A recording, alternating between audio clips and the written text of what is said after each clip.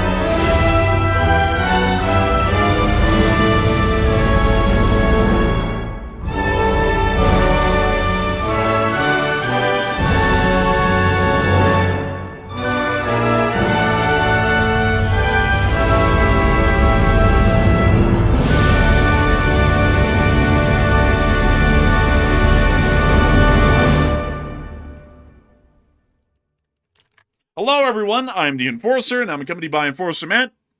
And good evening, folks. It's Enforcer Matt, and welcome back to day 1365 of the War News stream. And today we have very big news that a Russian ship has fired a laser at British military aircraft right off the Scottish coast, and that's still an ongoing situation. We've also heard that Romania reports a new drone incursion by Russian attack drones, and also Poland's deployed 10,000 military troops to combat the recent Russian attack. And it's good to see you all once again. And of course, we're going to be covering the past 24 hours of news from around the world, as we have heard significant developments throughout the area of Eastern Europe, the Middle East, and also the Eastern Caribbean over the course of the day. We have been able to hear significant developments off of the coast of northern Scotland that a Russian intelligence vessel was starting to get incredibly close to territorial waters and was intercepted by vessels of the Royal Navy. Not long afterwards, this vessel then fired lasers into a British aircraft that was flying overhead, attempting to blind the pilots inside of the cockpit and cause the aircraft to potentially crash due to the pilots being incapacitated due to their blindness from the high-powered laser.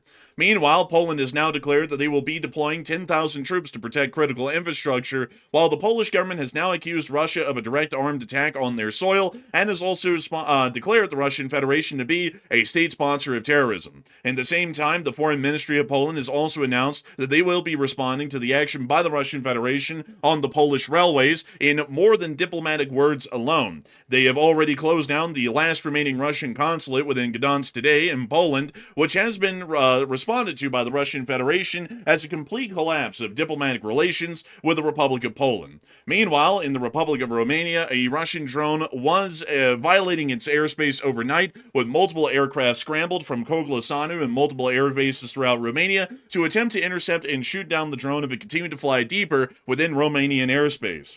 Simultaneously, the United States of America has pursued an attempted peace plan with the Russian Federation over the ongoing war in Ukraine, completely excluding Europe and Ukraine from the peace negotiation process. The United States proposed, through our special envoy Witkoff, to the state of Ukraine that they were to completely give up the entirety of the Donbass as well as Crimea, reduce their army about 3 times in size, and also ensure that they would largely remain a neutral country generally after the conflict, pretty much completely leaning into Russia's unconditional demands. Ukraine has officially rejected that attempted peace offer at the moment and has stated that they would rather continue the war than accept an unconditional surrender.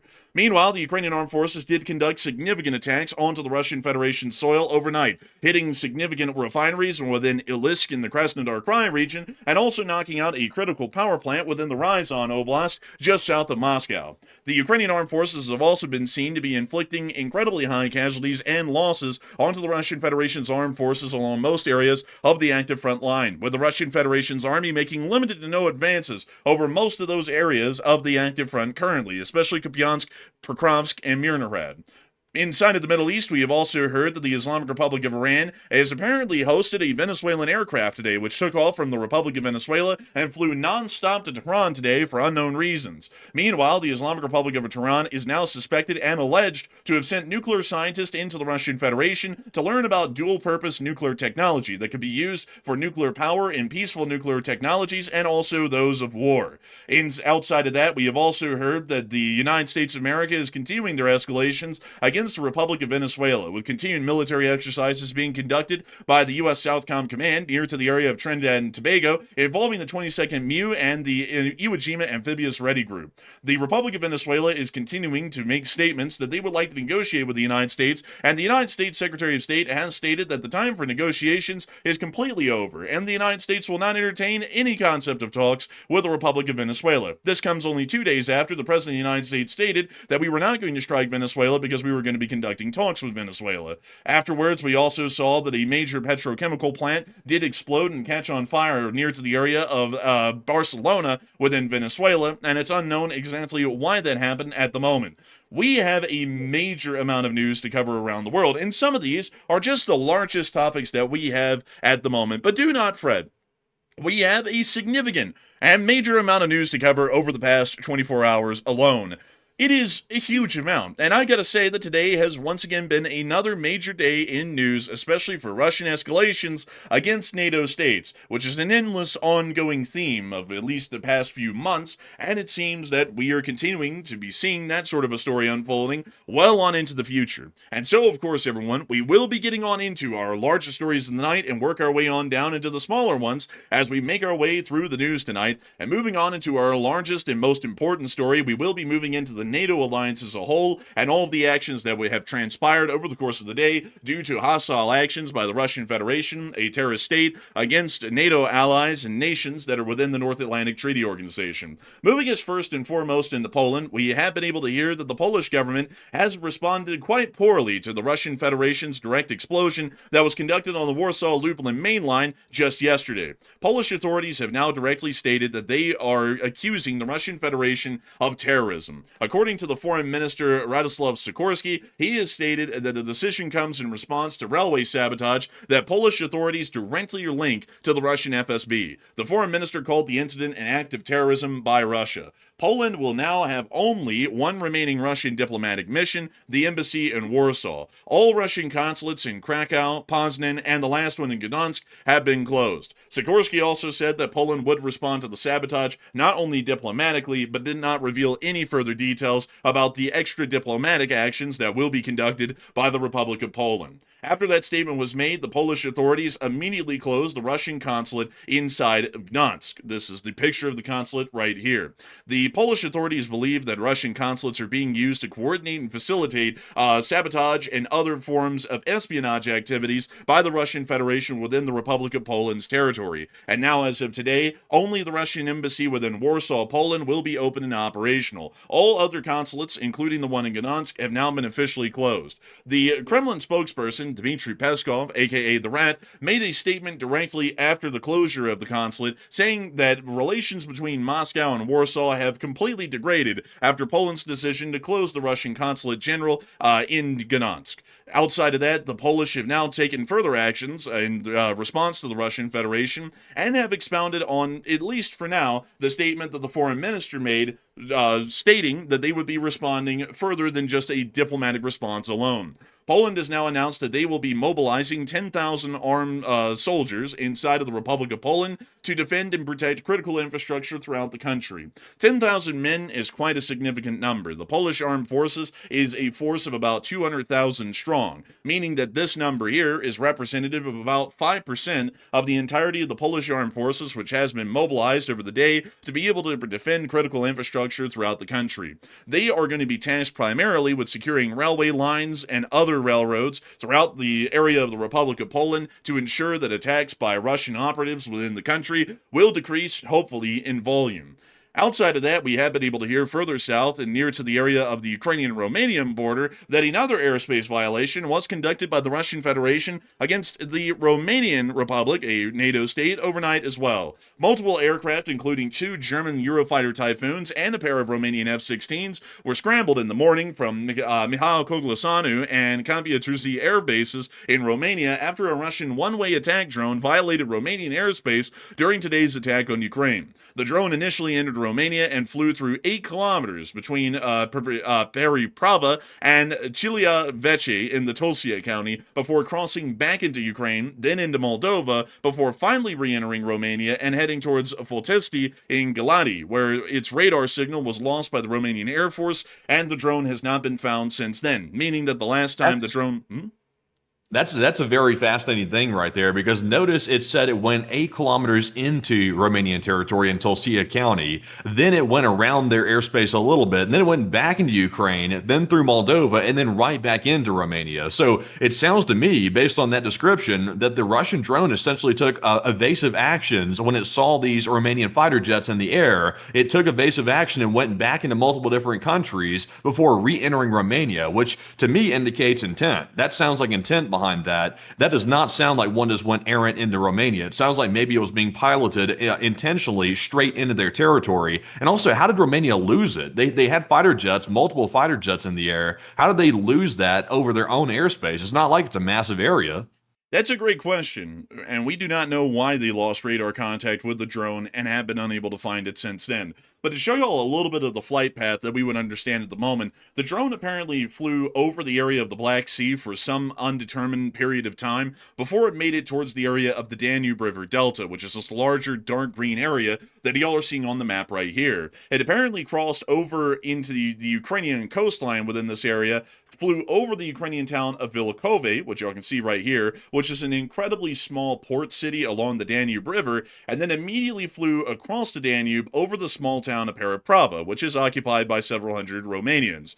We then see that the drone flew all the way towards to the area of Chilia Veche, which is actually, from what we understand, a flight path of about 13 miles, not 8 kilometers. 8 kilometers would be close to 7 miles. This drone, according to our statements here, flew over the area between Periprava and Chilia Veche in the Tulcea County. If we were to measure that out as the crow flies from one point to the next, that means that the flight path couldn't have been any less than 13 miles, which is much farther than 8 kilometers, which was stated by the Romanian reports overnight. The drone then flew back into Ukraine at this point, apparently crossing the Danube once more, and then flying in a straight line through the southern area of Ukraine, then flew into Romania, and then was reappearing on radar near to the area of Galati, or generally Foltesti, around the Galati area. That means that the drone then reappeared somewhere around this area just outside of Galati, and then disappeared on radar over the flat fields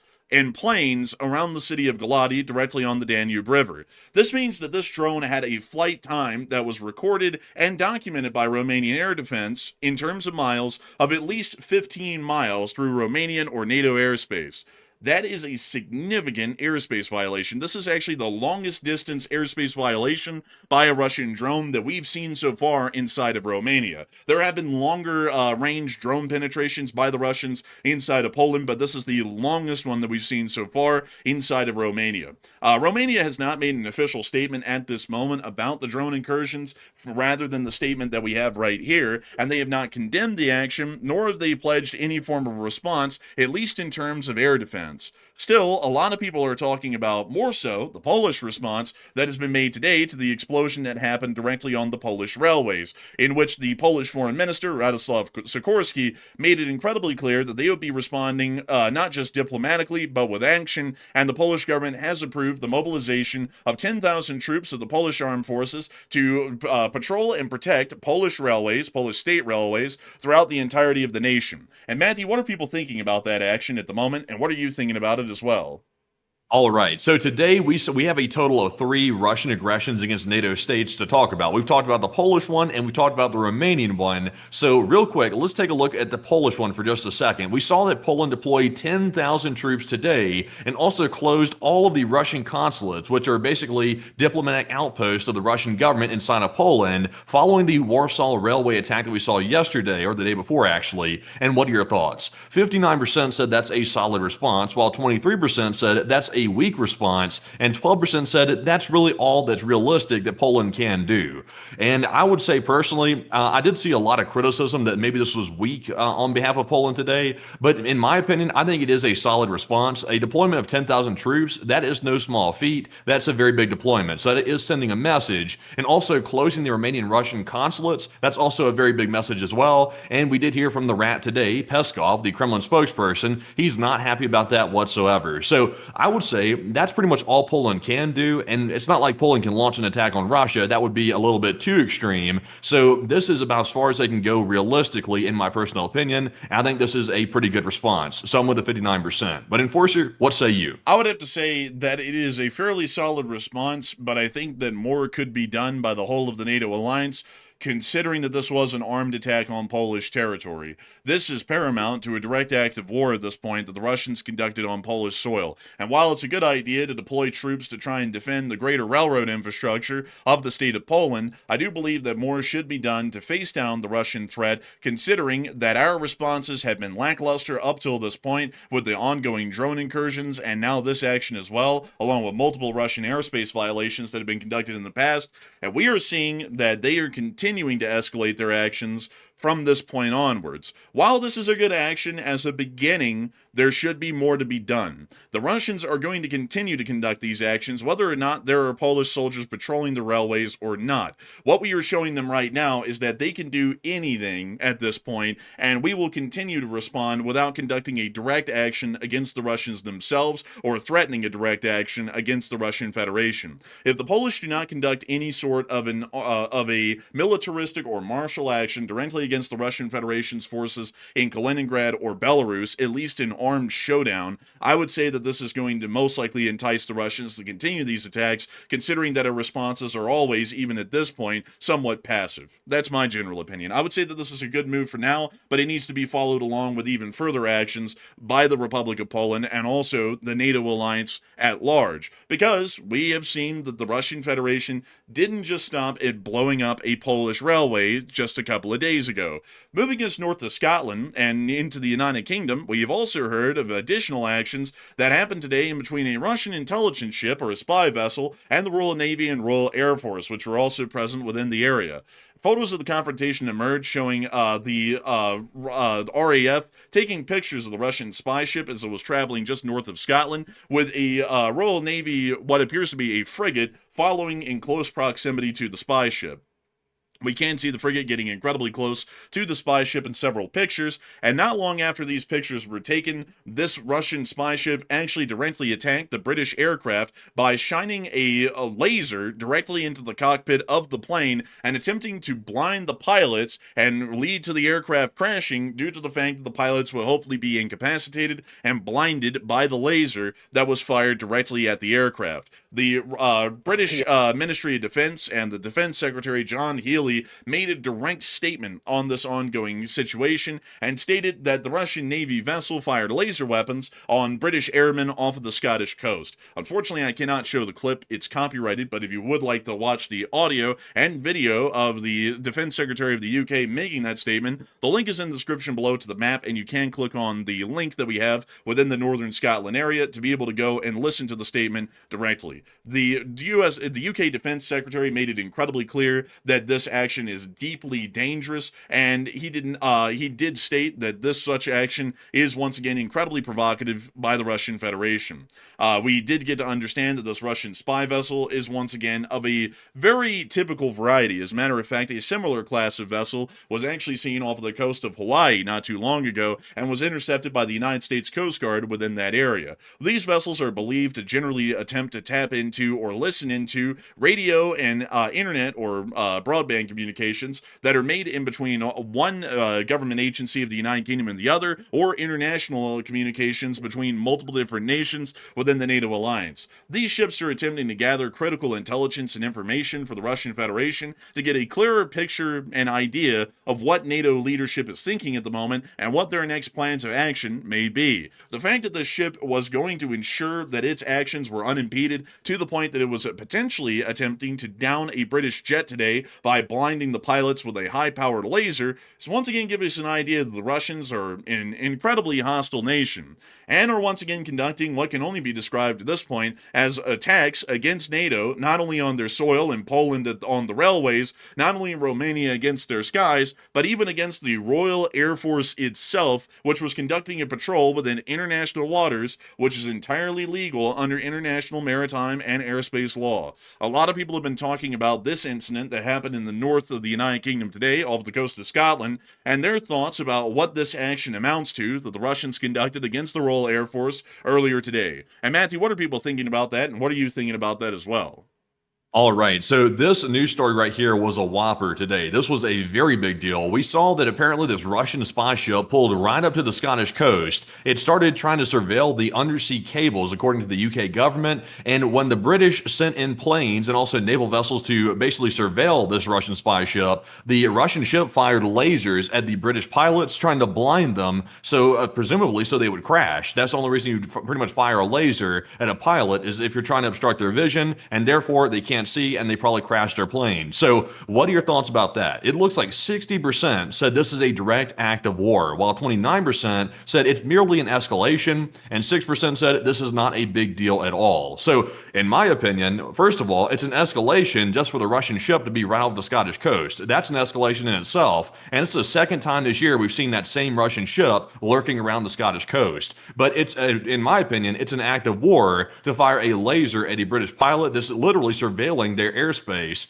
That's an act of war. So I'm not really sure how the Russians can really explain this. I'm not really sure how they can, honestly. I think, in my opinion, I'm with the 60%. At some point, we have to draw the line and say, there are certain things you cannot do, otherwise they are acts of war. And I would say this one right here, across the line, in my opinion. But Enforcer, what say you? I would say that I would be with the 60%. This is what the Russians are conducting against the West at this point as a whole are direct acts of war. You do not fire a laser into the cockpit of an aircraft attempting to blind the pilots and call that a little whoopsie daisy. I'll tell you something about the United States of America. If you took a similar high-powered laser and saw an A320 attempting to land at the Salt Lake City International Airport, and you shined that laser directly into the cockpit, the police would come out to where they saw that laser come from, or at least where the pilot said the laser came from, and they would arrest your ass with a serious felony charge for conducting that action because of how dangerous it is to the safety of the crew and the passengers on board that aircraft.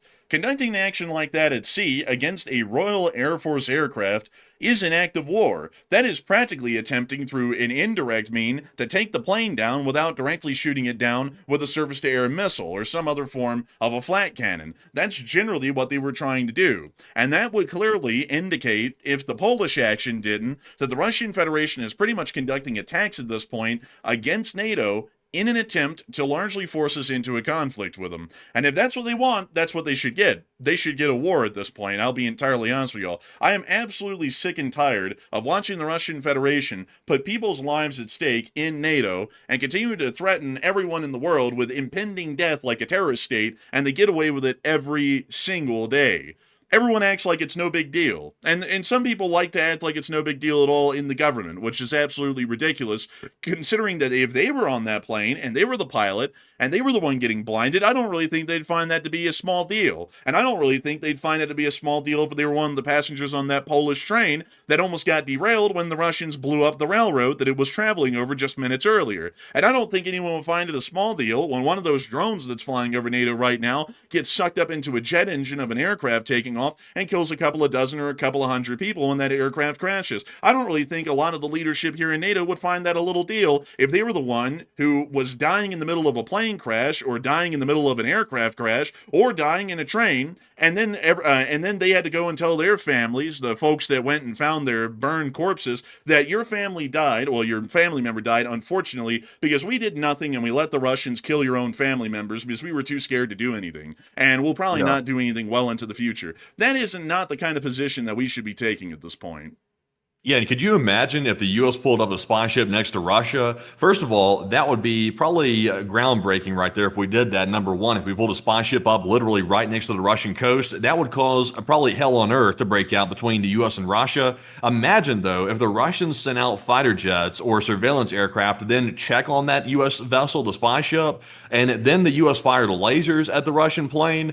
That would be pretty much war right there. Russia would take that like the way we're saying that Britain should take it. Russia would take that as an act of war, and they would likely probably end up firing on that ship as a result of it. Because Putin, I will say this, one thing Putin doesn't do, Putin does not take things like that and simply roll over. Putin does respond to it. On the other hand, NATO appears to not be responding to it, which is something that's a huge mistake on their part, because they have to be reciprocal. If Russia would do something, then we have to reciprocate that in NATO's side. For example, if the Russians wouldn't take this and roll over, NATO can't roll over either. We have to meet them on a level playing field. So at some point, they have to get a spine. They have to. Not advocating for war here, but we are advocating for protecting NATO airspace and borders. That's the only thing we're asking for. And I think most people would agree with that as well, based on what I'm seeing in the chat. And I see someone saying, in response to what I'm saying here, someone said, a war is a lot more killing. You're right.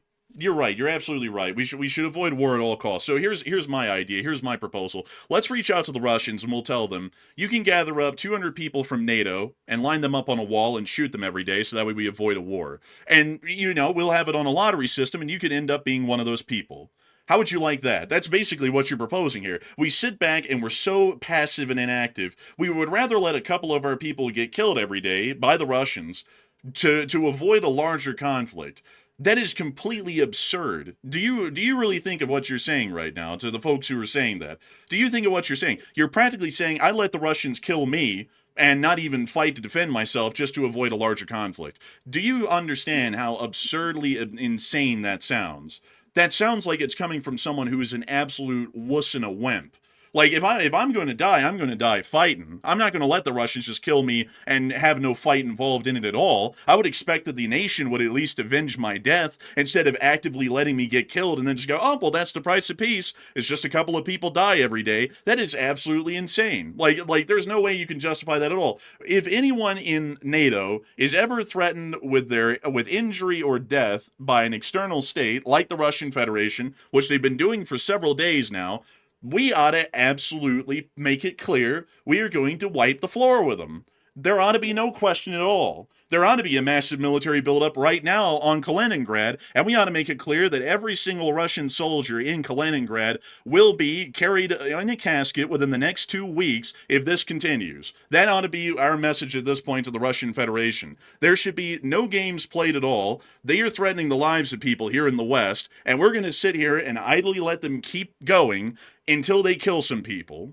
That's what's happening right now. They're either going to kill airmen of the Royal Air Force, sailors of the Royal Navy, soldiers of the Republic, or soldiers of any nation within the whole of Europe, or citizens that were innocently going about their daily lives, and we're going to let them do that, and we're going to sit back and do nothing, is what people are saying. If you were one of those people, you would at least want NATO to avenge your death, I'm sure. And I would completely agree that if we were to ever see that anyone was threatened, and they are right now, that we should be making it clear on their behalf, considering that they're a citizen of these nations and a citizen of this alliance, that we will defend their safety tooth and nail, even if it means that we have to get into a larger war as a result. Where in the world was this idea and sentiment when on October 7th, Hamas crossed the border into Israel and killed about 2,000 Israeli citizens? Where was this sentiment that Israel shouldn't respond and it's better to just lose 2,000 people instead of an additional 10,000 or dozens of thousands because of a war in Gaza? Where was that kind of a sentiment? I didn't see it. Where in the world was that sentiment when,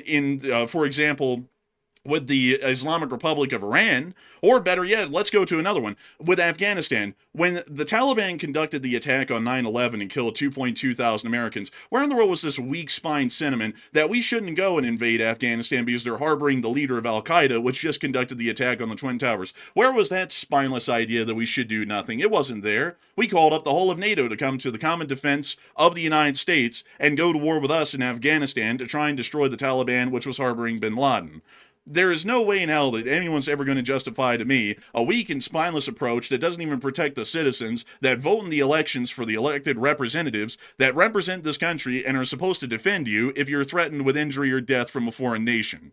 That no one will ever get me on that side of history at all, and that is an absolutely spineless approach, and anyone who makes that sort of approach ought to be declared a coward publicly, and ought to go around with that stamped on every single one of their shirts that they wear in public, so that way everyone can know what kind of a weak-spined coward you are, that you would sell out your family, you would sell out your friends, you would sell out anyone you would know to avoid a larger conflict, even if that was in your own defense and was justified. But moving on from that, well, you've also been able to hear that the Russian Federation is in a bit of a interesting point right now, at least generally with the West, because while we are seeing that they have been conducting a large amount of attacks against Poland, the United Kingdom, and generally Romania over the course of the day, we have also been able to see that Poland is attempting, at least for now, along with troops of the 1st Battalion, 57th ADA, to try and conduct some drone exercises and drone tests to see if they can find a way to field cheap, inaffordable drones to counter drone threats as proliferation of the capacity is accelerating, especially on the Russian side. This is in direct response to the ongoing situation that we are seeing right now with the Russian Federation, where multiple drone incursions have been conducted into Poland and Romania. It is quite clear at this point that that is going to be an ongoing and prevalent threat well into the future, and for that reason, NATO is working pretty much overnight, endlessly, to try and find a way to be able to create a drone defense system that will be able to take down Russian drones if they come back into NATO airspace. Hopefully it'll be effective, but in the meantime, Lithuania has now reopened their borders to Belarus, after an armed attack was conducted on Polish railways just the other day, and the members that were involved in that armed attack fled immediately into Belarus. Lithuania will now be reopening its border crossings with Belarus, ending a closure imposed in response to airspace disruptions by smugglers' balloons, according to the Baltic Republic, which stated that in their publication on Wednesday today. I got to say that that's not really... That seems a bit odd to reopen the borders right after Belarus was making those escalations. It seems like a strange move. It seems like you would keep them closed, if anything. You wouldn't open them back up. And also, did they ever get to the bottom of it, by the way? Because they claimed that some of them were cigarette smuggling balloons that were heading toward their airports, but we never really got confirmation that it really was on a few of them. Like, to me, it seems intentional, because after a while, you have too many of these things happen back to back. It definitely seems like it's intentional. So I'm not sure why they'd open the border. Do they think that appeasement is somehow going to make Belarus stop their attacks or something? I don't really know. I have no real reasoning why, and the Lithuanian government hasn't really provided any good reasoning as to why they did that. I would generally say that the attack on Poland yesterday was the perfect excuse for every single NATO state to completely close all border crossings with the Russian Federation for any purposes and to man them heavily with armed forces. That's what I'd say. On the other hand, Lithuania has now reopened several border crossings with Belarus and is going to be allowing the flow of Belarusians and Russians into Lithuania once more, at least in limited scenarios. So not really the best move, I'll be entirely honest. I don't really know why that decision was made, and it should immediately be rescinded because of what happened inside of Poland, because of the Russians that were inside of Poland and conducted the attack on the Polish railways. Very same thing could happen in Lithuania, on a highway, a railway, or an airport, and end up injuring and killing a large amount of people or causing millions of dollars, or tens of millions of dollars, or hundreds of millions of dollars in damage, depending on what they ended up blowing up. Moving on out of that news from Lithuania, we now have to get on into something else that is wildly interesting today because we actually have been able to hear that not long after Zelensky stated that they were going to be trying to reopen peace talks with the Russians, and then we also heard right after that Zelensky said that the Russians made it incredibly clear they weren't even going to be sending any representatives to Turkey to even talk about peace, and they were just going to have contacts taking place without them, and they were pretty much going to be there via Zoom. We actually got to understand what was being involved in this. The United States of America has secretly been talking to the Russian Federation by authorization of the President of the United States to try and eventually bring an end to the war in Ukraine and to eventually come up with terms that would be acceptable by the state of Ukraine and the Russian Federation to bring an end to the war. And that was actually what the meeting was involving. So to explain how it's working now that we generally know more details, what was happening was that Zelensky was going to fly to Turkey. There he was going to meet the special envoy of the United States, Witkoff, and speak about what Witkoff has as a peace proposal to give to the Russians. Now, this is something that's actually a little bit interesting, folks. Apparently, the United States, from what we know now, I'm going to lay out the whole story to y'all and then get through the points and markers that we have. The United States talked to Kirill Dmitriev, who is generally Russia's special envoy generally, to try and figure out what the terms would be.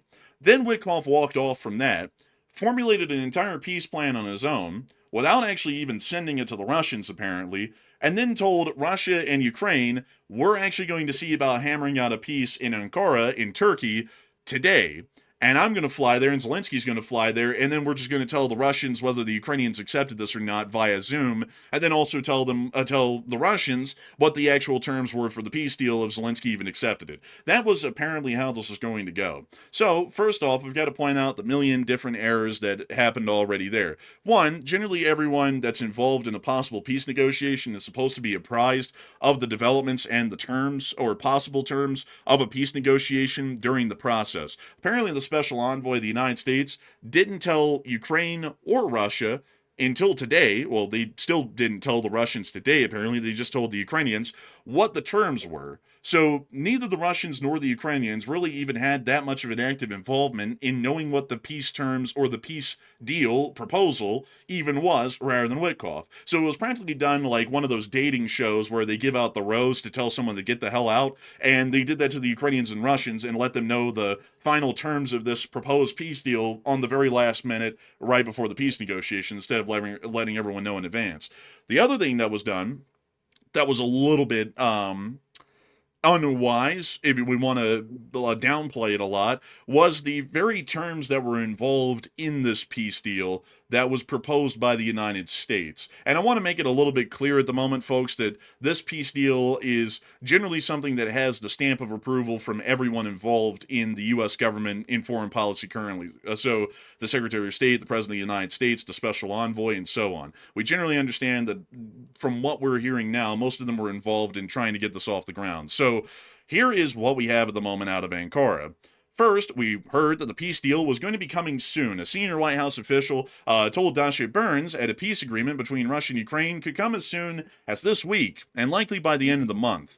They believe Ukraine is in a position to accept a deal Witkoff has hammered out with Russia, according to reporting from Axios. From what we know now, according to what the Russians are saying, he didn't actually hammer this out with the Russians. The Russians just kind of told him some stuff. He wandered off and came up with a deal on his own, from what it seems, and then he proposed it to the Ukrainians. The Ukrainians shot it down, and then the Russians never even got a transcript of this proposal that was made to the Ukrainians today.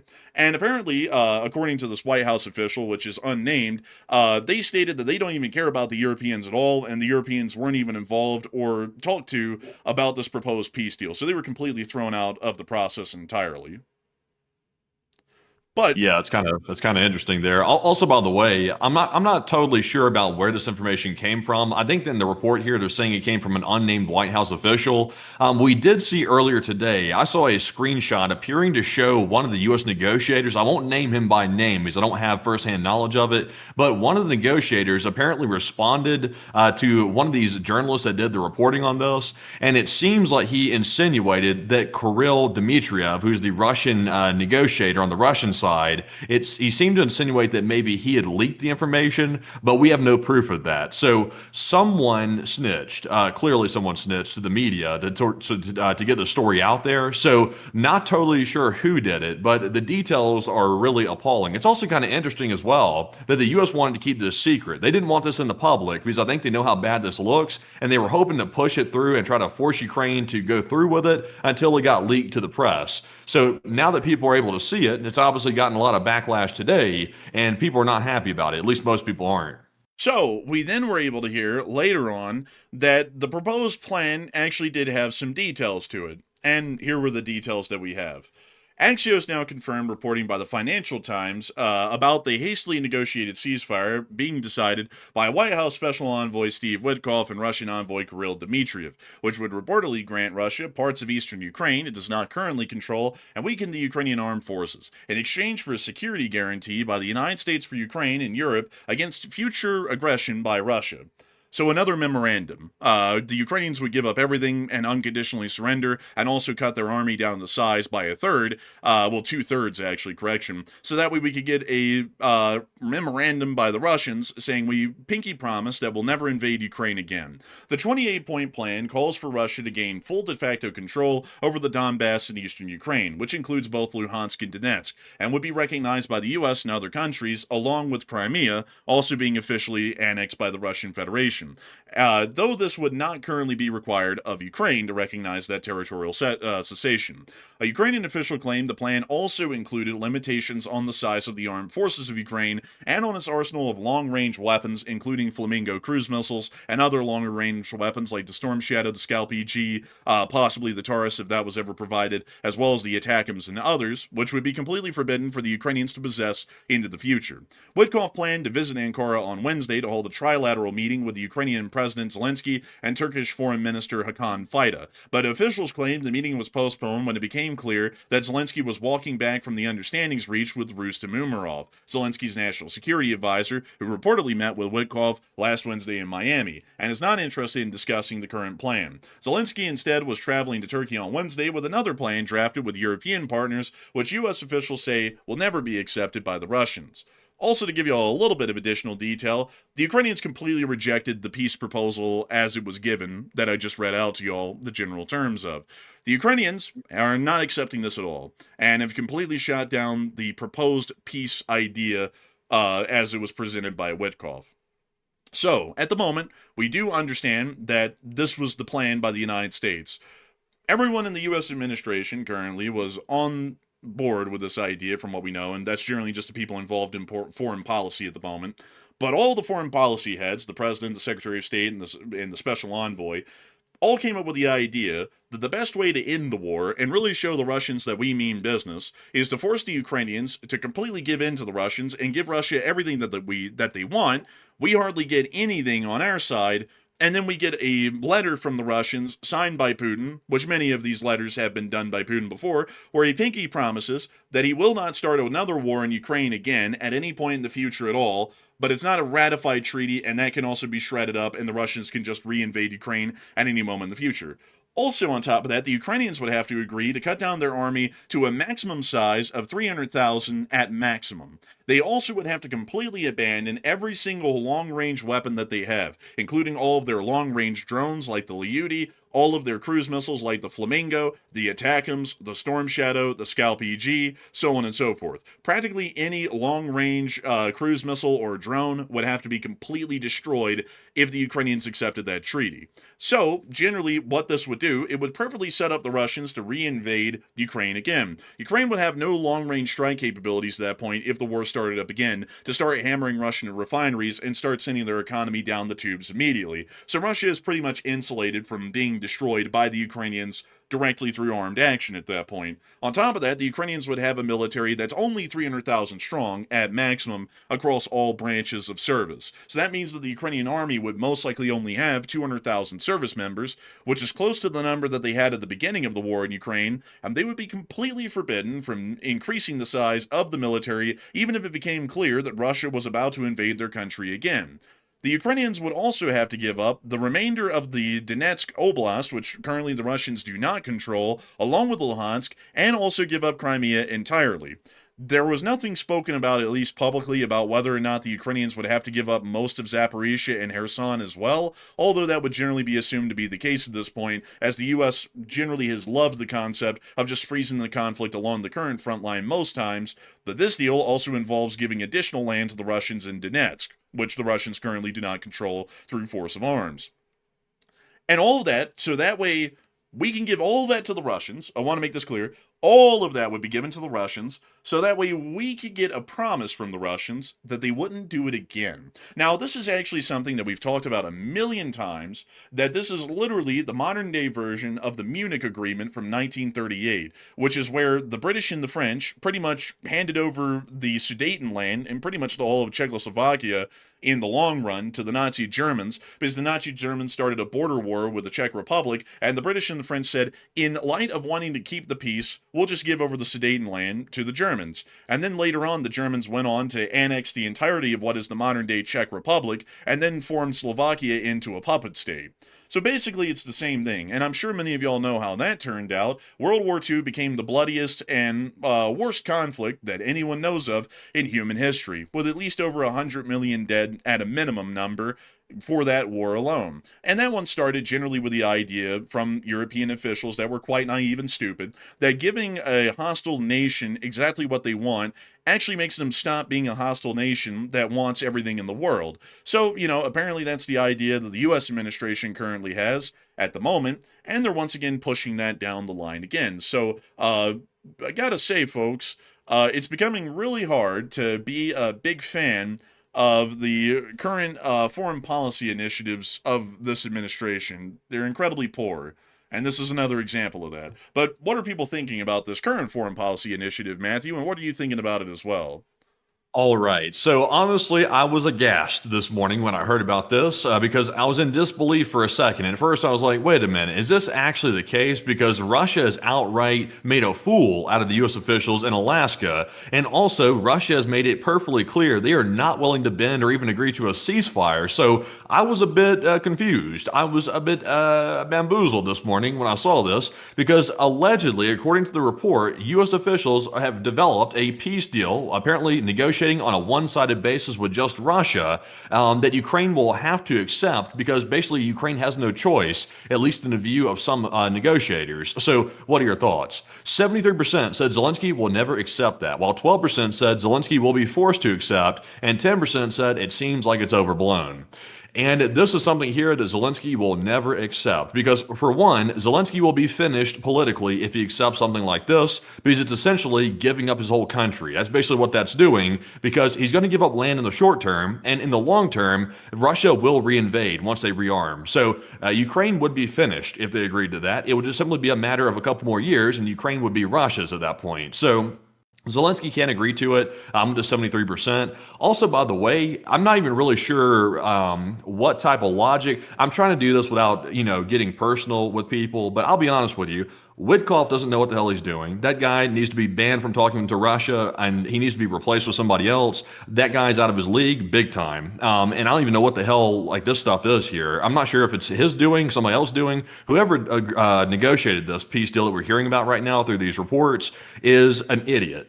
Because to tell Ukraine to accept something like this after Russia literally just attacked civilians today in a mass-scale scenario inside of a western city in Ukraine, that's insane to expect Ukraine to agree to that. Also, is insane after Russia's attacking NATO countries in Romania, Poland. Now they're firing lasers at our allies in the UK, and we're telling Ukraine to give up and surrender. What kind of logic is that? That makes no sense whatsoever. And no sense. I don't even really know how to address some of this stuff because it's so simple. It's really hard to even address something that simple because I thought it was common knowledge. So I'm with the 73%. I think it's kind of brain dead what we've heard today. And maybe we will hear maybe a correction from the U.S. officials maybe in the next day or two that maybe these reports are not entirely true or maybe they were confused. That would be the best case scenario, but I wouldn't count on it. But Enforcer, what say you? Well, before I even comment on that, I do have a little add-on to your statement right there of what in the world is the U.S. government currently thinking about this, or at least some of the important officials involved in foreign policy. We did get a direct statement today from the Secretary of State. Here it is. So let me read it to all of y'all before I even give my answer. This is, by the way, the Secretary of State's official Twitter. So this is a statement that was stamped by approval for him for release. Ending a complex and deadly war, such as the one in Ukraine, requires an extensive exchange of serious and realistic ideas, and achieving a durable peace will require both sides to agree to difficult but necessary concessions. That is why we are and will continue to develop a list of potential ideas for ending this war based on input from both sides of this conflict. So basically, in a very political way, just to cut through the political wording here, what this is saying is we're pretty much going to largely have to force the Ukrainians to give up a lot of stuff and pretty much make massive concessions to the Russians to get a peace, because the Russians aren't willing to concede anything at all, but we think that we can bend Ukraine's arm to give up a whole bunch of stuff and then end the war, so that way the president can now say that he's ended 9 wars, although that's not even the case. So that's generally what we're understanding at this point. So now, to give my answer, Zelensky will never accept this peace deal, and only a fool would accept a peace deal that was this damn stupid. This is the stupidest peace deal I've ever seen in my life. It is as dumb as the Munich Peace Agreement of 1938, which is a laughingstock in the historical world because everyone makes fun of Neville Chamberlain coming off of that stupid plane and waving that stupid sheet of paper up in the air and then saying that we have peace in our time. Everyone makes fun of that fool because he was one. Who in the world could ever be thinking that Hitler would not conduct further expansions, considering that he literally wrote down what his plan was in Mein Kampf? I mean, he literally just cracked open the book and read the whole thing. He knew exactly what he was going to do next because it was all in the book. I mean, that's exactly what Putin's doing at this point. He just pretty much laid out exactly what he's going for. The Ruski Mir. That's what they're shooting for. The reformation of the Russian Empire. They made it clear through the Russian Foreign Ministry that they want to take parts of Poland, the Baltics, Ukraine, Moldova, Belarus, and Finland. They've made that incredibly clear. Go look at any map of the Russian Empire from the 19th century, and they want all of that land in Eastern Europe that they don't have right now back. They have made that exceptionally clear. There's not even a question of if is that what they're going for. They have stated that through their foreign ministry an endless number of times, and multiple other Russian officials in the Russian government at the highest levels around Putin have also repeated those statements. All of the top Russian thinkers like Dugin also make those statements as well. That's exactly what they're going for. That's what we're up against. So if we are having to deal with that right now, what sense does it make to come up with a deal that is this one-sided? It does not protect the interest of the United States. As a matter of fact, it sells out our interests entirely. It sells out Ukraine's, and it sells out Europe's for no reason. I've got to be honest with y'all, this sort of thing is so bizarre and peculiar. It really begs the question, why in the world would the U.S. government, which has to take the interest of the United States of America as its top priority, sell out our interests to end the war in Ukraine, where the Russians practically win? What in the world would make the U.S. government go through such an action like that? Because I can't really come up with anything that would connect the dots to make that make sense. The United States' invested interest in Europe right now, in Eastern Europe, is the Ukrainian interest, because Ukraine is on our side. We armed them a great deal. The Ukrainians also do not have any sort of larger sphere of influence ambitions that conflict with ours. So they're clearly on our side. If any one of these two countries are, that's clearly the one that we've got the dog in the fight with. The Russians, on the other hand, want to directly go up against our sphere. They've made that wildly clear. And not only that, they've been attacking it over the past 48 hours alone in Poland, Romania, and Britain. The message couldn't be more clear. But at the same time, we are more than willing to bend over backwards, or just generally bend over, or, anything else in between, to let the Russians have everything that they want. And that makes absolutely no sense to me. This entire approach... You know, something that's also crazy while you're on that same line of thought right there is we did see the Russian response today. The Russians came out and essentially said, we know nothing of this alleged peace plan out there. We haven't heard of it. And also they said at the same time that their position has not changed whatsoever from the meeting in Anchorage, Alaska, where the Russian officials ended up making the U.S. officials look like idiots because they ended up basically walking off and basically shoving it right back in the U.S. officials' faces and embarrassed them quite badly, actually. So that's where I thought it ended. I thought that ended up right there. I thought it was done, but apparently it's not done. It's apparently still going on, which is a bit odd. So, it's just, I just don't get it. It just doesn't make much sense to me. Also, by the way, I'll be perfectly honest. It makes more sense to let Ukraine keep wearing Russia down because Putin has basically gotten a taste of blood at this point, like a shark. Once a shark smells or tastes blood, they are going to go for whatever their target was and finish it off. That's the way they work. And Putin has gotten a taste of blood at this point. So he's crossed that line. So if he can rebuild Russia and he can carry out his invasion of Ukraine, he will move on beyond Ukraine. I can pretty much guarantee that at this point because he's gotten a taste of blood and he will also likely take Ukraine if Ukraine agreed to something that stupid like this current peace plan. So the U.S., I don't even understand why the U.S. would even want them to stop fighting at this point because it doesn't serve U.S. interests whatsoever if you look at it even from that selfish perspective. And I would have to say that it is something to say the least, folks. It is something to say the least that this is making absolutely no sense at all. And I got to make that wildly clear that the United States, cheerlead Russia's interests over our own. That makes no sense at all. And I cannot make that clear enough. This does not support American interests whatsoever, this proposition. This is one of the most I got to be honest with y'all, and I don't really say this ever, but this is one of the most un-American propositions I've ever seen in foreign policy. The terms are practically anti-American and pro-Russian with what we're laying out. And then we're also enforcing that on the Ukrainians because of our complete lack of an ability to have a spine in the government and to actually look out for America's interest primarily, which is what the government's prerogative is supposed to be. So, I gotta be honest with y'all, this one made me very unhappy today. This sort of stuff really wears me down mentally. I cannot stress that enough, and I'm trying to make sure that I am as methodical as possible about talking on this stuff, but this stuff gets me absolutely enraged. This whole channel and my entire mindset in life is built around the concept that the United States of America's government serves the citizenry primarily, and every single action that is made should be in the benefit of the citizenry and the nation at large, which is the citizenry itself. Actions that fall out of that framework, clearly, that either put citizens in danger or put the whole nation in jeopardy or puts the entire nation and 360 million people at a severe disadvantage, it absolutely drives me crazy. Stuff like this has driven me crazy for the past 3.5 years that we've been covering news like this. But this one today is just absolutely shameful. I'm a proud American citizen, and I always will be. I think the country has many great people in it. There's so many beautiful parts of the country. It's the most successful nation in the world's history. It's more powerful than Rome ever was. It was more powerful than any other great state that's come since then.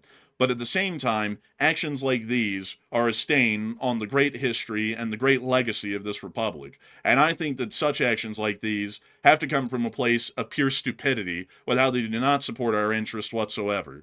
There needs to be... You know what is strange though? You know what is strange as well? I also heard reports today that allegedly the US president signed another Russian sanctions bill, I believe. I heard rumors of that. I'm not sure. I never really got confirmation on that for a fact, but I heard that. And also I heard the US approved another Patriot missile sale to Ukraine today as well. So in the midst of trying to force, or at least according to the reports, allegedly trying to force Ukraine to basically concede their land to Putin, the US is also approving Patriot missile sales at the same time and also sanctioning Russia again. So also I did hear that the president apparently said he was disappointed in Putin again today. So it makes you wonder, why would the U.S. be trying to push through a deal anyway if they're still doing that stuff? Which is completely contradictory. It doesn't even add up. Like neither one of those really add up. And if it was a false report, the officials in the United States government has not come out and contradicted it yet. So unless they're just stalling for the hell of it, they haven't said that the report's wrong. If they come out tomorrow and say it's wrong, then great, we'll have to correct it and say, okay, apparently the reports were mistaken. But for now, the reports will have to stand because there has been no contradictory information to prove it wrong. And that is the case at the moment, folks, because the U.S. government hasn't come out and contradicted these claims.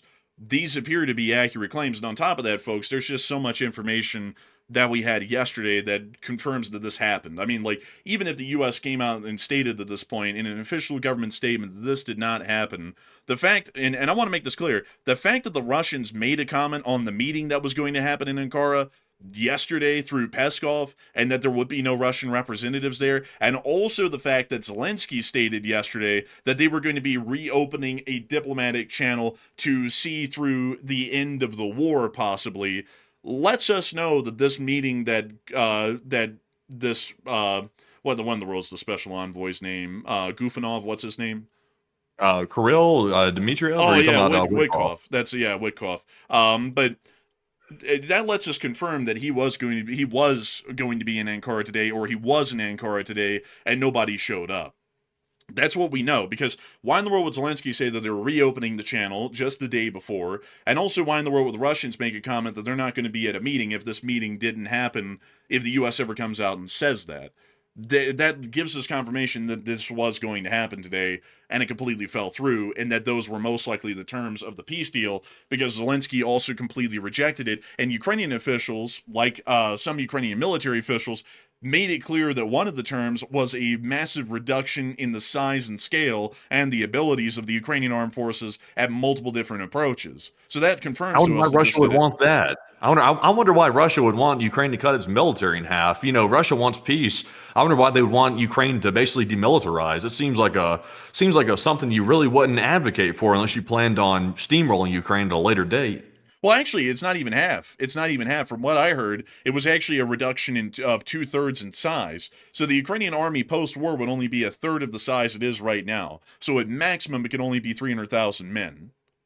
Yeah, and also get rid of your long range weapons too. Like, of course, Ukraine should get rid of those because it's not like they have literally a country that just got done invading them if they agreed to a peace deal like this. It's not like they would need those again, so they might as well just get rid of those. It literally could not be more blatant. It's like a Wile E. Coyote deal or something like that. It's like something stupid, like on that level. Like Russia's acting like, oh, they'll never expect it. We're just trying to demilitarize Ukraine to reinvade later. It's like, well, obviously, it's obvious. Like a child could see it. Like it's so clearly obvious what Russia's trying to set up here with this.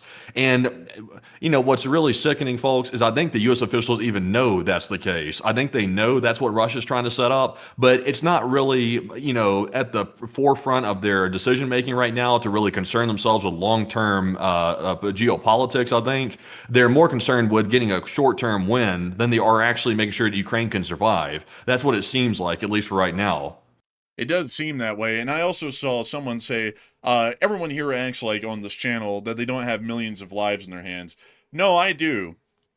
Everyone does here on this channel. Everyone acts like things actually matter here on the channel, which is a big difference between your line of thinking, which some people subscribe to, and ours. I put it into perspective that there are living people that are going to be affected by these actions, and weakness only invites injury in the future. That has been the historical example throughout all of history. World War II is the finest example that we have in recent history of that very idea. Oh, you act like you don't have millions of lives at stake. We have to have peace for these millions of people. That kind of thinking got more people killed than the idea of let's meet the Germans head on and march right in and depose Hitler immediately in 1938. If the Allies had done that in 1938, World War II wouldn't have even happened in Europe. It would have been something that happened entirely in the Pacific, because Hitler would have been gone. There would have never been a Second World War. There would have never been a declaration of the demand of Danzig by the Germans. There would have never been an annexation of the Sudetenland. Tens of millions of people that died in Europe over the next 6 years, really, after that, would have never died. It would have been a couple of 100,000 people. And people then probably would have looked back in that period of time and called Britain and France warmongers, because they started a war with the Germans when clearly there was no reason to. But the truth of the matter is that kind of decisiveness and that kind of action comes from a position of care and understanding, of knowing what an action that is disguised as sympathy actually leads to as an end result. So that's why I would say that here on this channel, I know that the whole of the Lee Spring Army, and myself and Matthew personally, make our decisions and have our mindsets and opinions off of the idea that millions of people's lives are at stake with every single decision being made. And the actions and decisions that we support are the ones that minimize the amount of casualties and deaths overall in the long-term picture. And so with that, a lot of people are talking at the moment about the United States and how much leverage we really hold to force Ukraine to pretty much capitulate to the Russians at some point in the future. Matthew, what are people thinking about that, and what are you thinking about that as well? All right. So this is the real question right here because people can say they're going to force somebody to do something pretty much with no evidence to back that up. But is there really any leverage left for the U.S. to force Ukraine to accept a capitulation to Vladimir Putin? What type of leverage does the U.S. still hold over the Ukrainian government? And it looks like 37% said the USA still has some leverage, while 36% said Ukraine can largely be self-reliant, and only 20% said yes, the USA still holds much leverage over Ukraine. So, in my opinion, I would say that over the last 12 months, Ukraine has done a very, very good job at becoming more self reliant than they were in the prior years. They've once again started expanding their long range missile production. We've seen the Flamingo, a new variant of long range missile that Ukraine domestically produces. That's a very good sign. And also, they've been ramping up their drones to the point where the U.S. is trying to buy drone technology from the Ukrainian government. So, that shows you Ukraine does have quite a bit of leverage on their own accord. But at the same time, though, the U.S. holds one crucial piece of technology that Ukraine has to have access to, which is the Patriot missiles for air defense. They have to have those. So that is the main piece of leverage the U.S. has over the Ukrainian government is the air defense. So I would say I'm with the 38%. The USA still has some leverage, but you might have noticed today, though, look at how quickly Zelensky rejected that peace deal. He did not mess around whatsoever. He said no to it. And that was the end of it. There was no more discussions. And in fact, he even did not show up to Turkey because it was pointless. Or actually, I think he did show up to Turkey, but the other side, the U.S., didn't show up because it was pointless. So they didn't meet. So that shows you that apparently Zelensky believes he still has leverage, and that's why he was so quick to reject it. So once again, I'm with the 37%. But Enforcer, what say you? I would have to say that I would be with the 36% as well. Ukraine is largely self reliant at this point, and there's also a huge caveat, at least to U.S. influence in Ukraine, that some people in Washington who think they're a little bit too smart for their own good aren't really realizing at this point. And I'll explain. The Ukrainians, like Matthew was saying, are becoming incredibly self-sufficient in arms production. They have their own version of a cruise missile. They have their own long-range strike capabilities. Generally, the Ukrainian military has completely moved away from infantry fighting vehicles and main battle tanks and have now moved entirely into a drone-based army that generally can conduct anti-tank, anti-infantry, and anti-vehicular actions, even long-range indirect fire support roles through drone warfare alone. They can even conduct infantry actions on the battlefield with infantry squad firepower being enhanced by machine gun drones or drone gun carriers. That sort of a development for the Ukrainians has made it to where war is a lot easier to fight on their own now. Not completely possible, but still way more easier now in this present day than it was a long time ago in the past in 2022 and 2023. And on top of that, another thing that the United States isn't really thinking about, sometimes folks, some people who are involved in the government, and I will have to say that generally I don't call out people by name, but I will have to call out one, Witkoff, who seems to be at least very intellectually and knowledgeably challenged on this topic, doesn't really understand, but the United States doesn't have all of the arm bending abilities on the Ukrainians. Because if the Ukrainians tell us to get bent one day, the Europeans can just go, you know what? Screw America too, because America's going to get us all killed one day. We'll just keep arming the Ukrainians. Do y'all know who the second and third largest arms dealers in the world are right now behind the United States? It's France and Germany. Those are number 2 and number 3. And they're both in Europe. So if they want to go, screw the United States, like they're absolutely stupid at this point, we'll just keep the war going on our own. Germany and France alone can provide Ukraine with basically everything they need. What in the world did the Germans and the French not have that the U.S. has that the U.S. provides? The only thing that we have in larger numbers that France and Germany doesn't necessarily make are large caliber long range air defense systems, and that's about it. France can provide an unlimited number of SAMP-Ts if they wanted to, and those could fill up the role of the Patriots if it was necessary. The French would have to massively produce those, and that could be a significant cost to the French, but at the same time, they could do that. And so the United States really doesn't have the kind of arm-bending power that we had back in the day. Hey, something else that's a little bit interesting? I have to say that this is kind of a little ironic with that. The United States likes to pretend like we run the show here completely in the West. And I generally would say that we do, for the most part, up until recently. Because there was something that happened very early on in this year that kind of started to change how the cards are held here in the West. The president made a giant stink and told a whole bunch of NATO states that if they didn't ramp their military spending up to 5% almost instantaneously, that we were going to absolutely screw over NATO and we were going to leave, and we were also going to conduct a whole bunch of reciprocal actions as well on top of that, which made a whole bunch of countries in Europe, including France and Germany, start massively ramping up their military spending and also arms production. So, in a way, in a roundabout sense, the US actually bartered off, like we were saying back then, which we said this on the channel when this was happening, we bartered off our actual arm bending abilities in Europe that we used to have because we were the major arms provider for the whole of the NATO alliance, completely sold that off by telling everyone that they're going to have to produce their own weapons or we're going to screw them over. So, kind of in a way, in a roundabout sense, that didn't really turn out to be the best kind of a decision to do if we really wanted to have diplomatic leveraging power in Europe. Also, by the way, I think that's why you're seeing France currently ink a deal for 100 of their new fighter jets with Ukraine. They just signed that deal the other day for some Rafale fighter jets. Ukraine's set to get about 100 of them. And also, France is giving over their SAMP-T, their newest variant of the SAMP-T, to Ukraine before even France receives it. So I think maybe that might be indicative of France knowing what's going on behind the scenes, and they're trying to preempt the U.S. maybe withdrawing support again, or at least threatening to withdraw support. That could be why they're doing that, because that was extremely generous for France to do that. That was above and beyond for them to give over SAMP-Ts of the newest variant before their own country even gets them. That was, honestly, it was almost unbelievable. I was like, why would France do that? I think we're starting to understand why France is doing that. They're trying to take the leverage away from the United States by going ahead and inking that deal and giving Ukraine basically some more leverage. Also, by the way, actually, I got to correct this, everyone. The SAMP-T is actually not a inferior system to the Patriot in range. It is actually superior to a minor degree because of the new deal that Matthew was talking about, and I just forgot about that and realized that, so I had to pull it up and double check. The SAMP-T NG, which is the SAMP-T next generation variant, which is the one the Ukrainians will be getting here soon, actually has a range of about 120 miles, which is 10 miles farther than the PAC-2, which is the longest range version of the Patriot missile that we have in our arsenal currently. So the SAMP-T NG is actually a superior air defense system in range to the Patriot. So this thing actually could have completely replaced the role of the Patriot in Ukraine. So at that point, Ukraine and Europe could tell the United States to shove it up their ass and completely continue the war on their own. And instead of the Ukrainians getting Patriots to defend their skies, they just get SAMP-T NGs from the French and they defend their skies all the same, just like they would have with Patriots.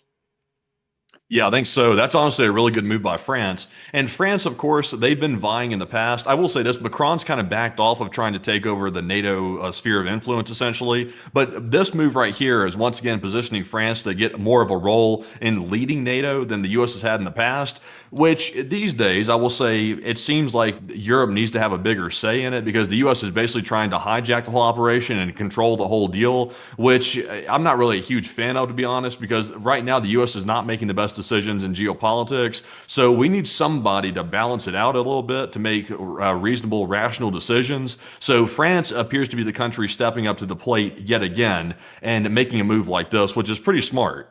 And also another thing, folks, to point out is that the French, a lot like the Swedes, actually make all of their weapons in-house. So every single piece of the weapons system is produced inside of France. Even the advanced computer components are actually produced in France as well, as France historically, thanks to the revolutionary thinking of Charles de Gaulle, who was the first president of the French Republic after World War II, actually made it an incredibly important prerogative of the French that unlike other Western European countries that were relying heavily on American weaponry, the French would rely entirely on their own indigenous-made weapon systems, which they still believe in heavily to this day, a lot like the Swedes and the Germans. The Germans generally use mostly in-house made equipment as well that is made inside of Germany and not elsewhere like the United States. So a fairly interesting sort of a fact about the French and their arms industry, which makes it to where they generally are self-sufficient and can provide arms to any dog that they want to back in a fight, like the Ukrainians, well on into the future. And so with that, I hope that does address that the best we can. And with that, folks, after that incredibly long rabbit hole and analysis about the peace proposal, it is time for us to move on into the rest of the news for the night, which we still have a decent amount for the American hunt for Captain Craig Sparrow, from the Middle East and the nuclear developments that are still going on in Iran, and all of the Ukrainian frontline news that happened today, along with the attacks Ukraine conducted inside of Russia. But before we get on all into that news, I do want to make sure that we take a brief moment to let people have a restroom break, a water break, and a snack break before we get on into the rest of the news. So, Matthew, what kind of questions do we have? All right, so jumping into our first super chat question of the night, this one goes to Pyro1121, who puts in a very generous $50 support. And thank you very much, Pyro, for that support yet again. And Pyro said, LSA, and so happy y'all put the time in to make this an amazing show 6 nights a week. Hey, and thank you so much for the support. And thank you for the kind words. We work our damnedest to make sure that this is a good show 6 days a week. It is a lot of work, but we are always very honored to know that we are able to do this work and keep this news rolling out every single day for 1,365 days straight. I got to thank you massively for the support and helping this channel to keep on running, because if it wasn't for folks like you, we wouldn't be able to make this channel possible, and we wouldn't be able to keep it rolling. So a humongous thanks to you so much once again. I hope that does address that incredibly well. And with that, we are on to the next one.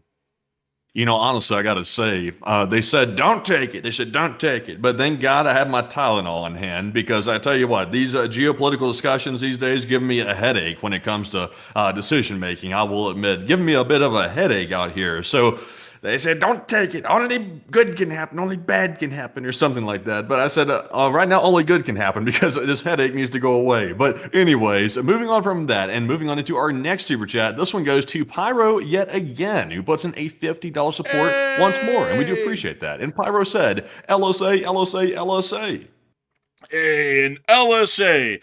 LSA and LSA, and long live the Lee Spring Army. And I gotta thank you incredibly for the support and helping this channel to keep on rolling, because folks like you are absolutely amazing. This channel runs entirely off of viewer support, like Pyros, and I gotta thank you massively for the support and helping this channel to keep on rolling once again, because you are helping us to stay on air and make it possible to say, long live the Lee Spring Army, and the Lee Spring Army will never die, to 12,000 people live. So a huge thanks to you so much once again. I hope that does address that incredibly well. And with that, it is time for us to move on into the last question of this segment, and then we're going to be moving on into the rest of the news for the night.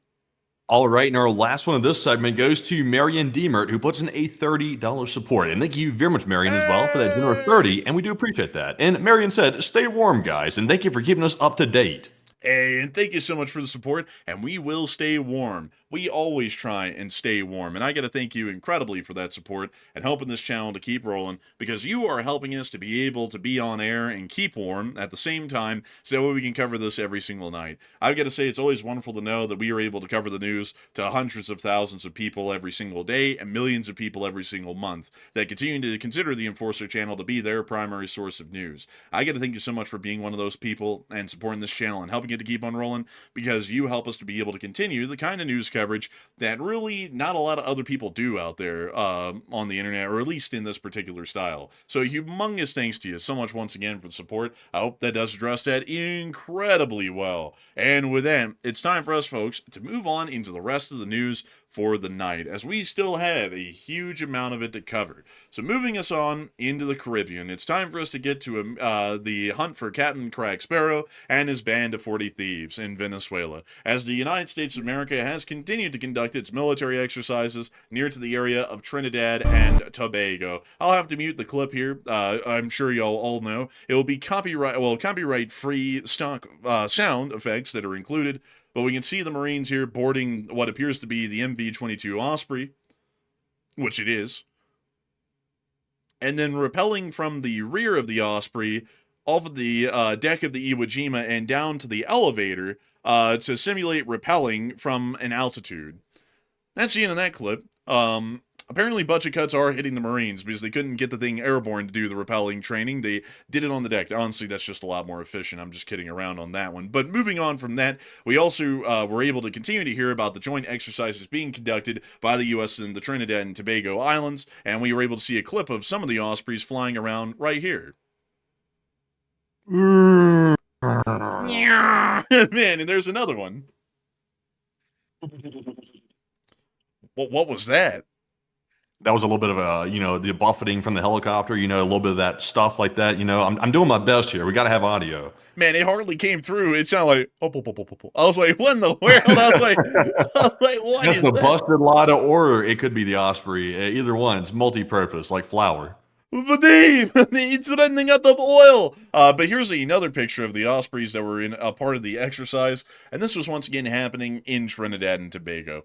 Meanwhile, the Venezuelans are apparently running out of time, according to the Secretary of State. Secretary of State has said that talks with Maduro are over. There was time to talk, but it's over. What the Venezuelan people want is freedom, and it's time to act, not to accept proposals that aren't fulfilled. Damn, it's Wait a kind of like we minute. could say Wait that a about minute. Ukraine, you know? Wait a second. Wait a second. Am I getting dementia at 25 years old, or is somebody mistaken? Because I could have sworn that just 3 or 4 days ago, or something like that, the U.S. president, I believe, if I have it correct, he said something about they're going to talk to Maduro and let's see what happens. What the hell is Marco Rubio talking about? Oh, I don't know. Are we sure you said this right here? Because I know I heard like that the other day. Let's see here. Let's see. Let me go and check. Let's see. Let me go over here. Let me double and triple check this, folks. So, let's see here. Yes. Let's see. Let me go directly to his Twitter and let's take a look. Also, by the way, Rubio never responded to a request to have an interview with him. Just to let y'all know, update on that weeks later. He never did. Let's see here. Let's see. Mr. Rubio never responded to our request for comment. Let's see here. Did he Jeez. say that? Who done it? Who done it? Because somebody is talking out of both sides of their mouth right now, or either that report is wrong, one or the other. I'll be honest, doing some quick looking here, I don't see anything directly saying that Rubio said that. In the past, he's alluded to maybe action against Venezuela, but I'm not really sure if he said that directly. So I'm kind of questioning the veracity of that quote. I'm actually starting to question it as well because I'm not seeing any tweets or what appears to be clips of him making that statement. So I don't really know where in the world that was sourced from at the moment. And generally, I was taking it at face value because the source is somewhat credible. But for now, we're actually going to be deleting the marker and doing some additional researching on that because it is quite interesting if that statement was made, considering that just several days ago we were apparently restarting talks with the Venezuelans for some reason after we declared them to be a terrorist state and their leader is a terrorist leader and so on and so forth. But moving on down into the area of Barcelona in Venezuela, we also got to see a petrochemical plant on fire. We do not know why this thing exploded, but it blew up like a Russian refinery. Down goes the petrodollar. Man, the petrodollar, it's screwed. Man, it's over. And here's another clip. Oh, damn. Venezuela's getting a sweet taste of that Russian effect. I wonder what caused that. I wonder. It's a real mystery, actually. We don't know what caused it.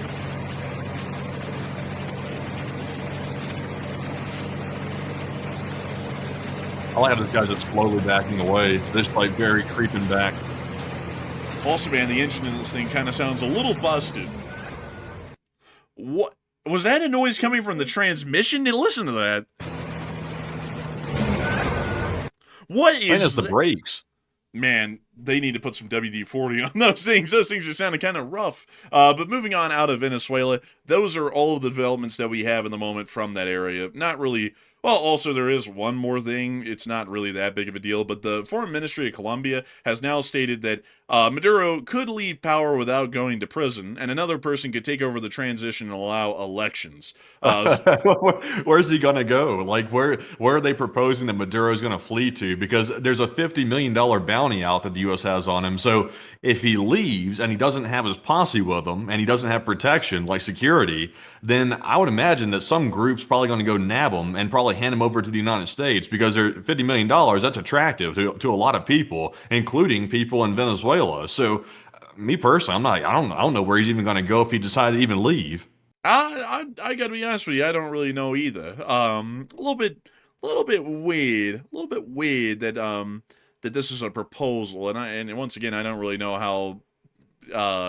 how that would even be feasible, really. But moving on out of Colombia and on into the United States of America, we have one last little piece of news. The President of the United States is a little disappointed in Putin right now. I'm always happy, folks. I gotta say, I'm always happy to know the president's feelings about particular world leaders. It's always great to know that our feelings are being prioritized instead of the business side of things. Always love to hear the updates on how our feelings are on this guy or that guy or Kim Jong-un or Putin or Xi. I like him, I don't like him, he's aggravating me, I'm really happy with him. I'm always great to hear the personal opinions and feelings of the president because, that's way more important, folks, than the actual business side of things about whether or not we're actually able to reach any sort of conclusion with the Russians or what our approach should be as a nation against the Russians. Always more important about the personal feelings side of things because we all know that feelings are more important than facts and action. But moving on from that and out of the United States of America, it's time for us to move with our feelings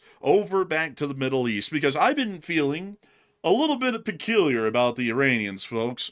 Well, I got a spidey sense on the Iranians, and something tells me they're working on that nuclear technology still. That not that peaceful kind, it's that weaponry kind, the kind that kills people. And it appears that someone has been able to get a little bit of information that apparently some Iranian nuclear scientists went to Russia, according to a Financial Times report, to get some information on dual-use technologies that could support nuclear weapons designs.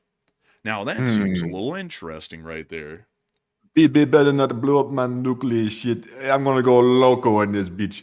Honestly, like I would say at this point, it's looking with the 700 Russian nuclear scientists lurking around the Iranian nuclear sites. That's a bad sign. And also now hearing this report that apparently they sent nuclear scientists there back in November for weapons grade research. That's a little bit interesting. Also, by the way, I'm not shocked by this. By the way, I see some people being sarcastic, saying, "Oh, shocking." Honestly, you're right. Like this was expected. It's just simply confirmation of it. But it's just more proof.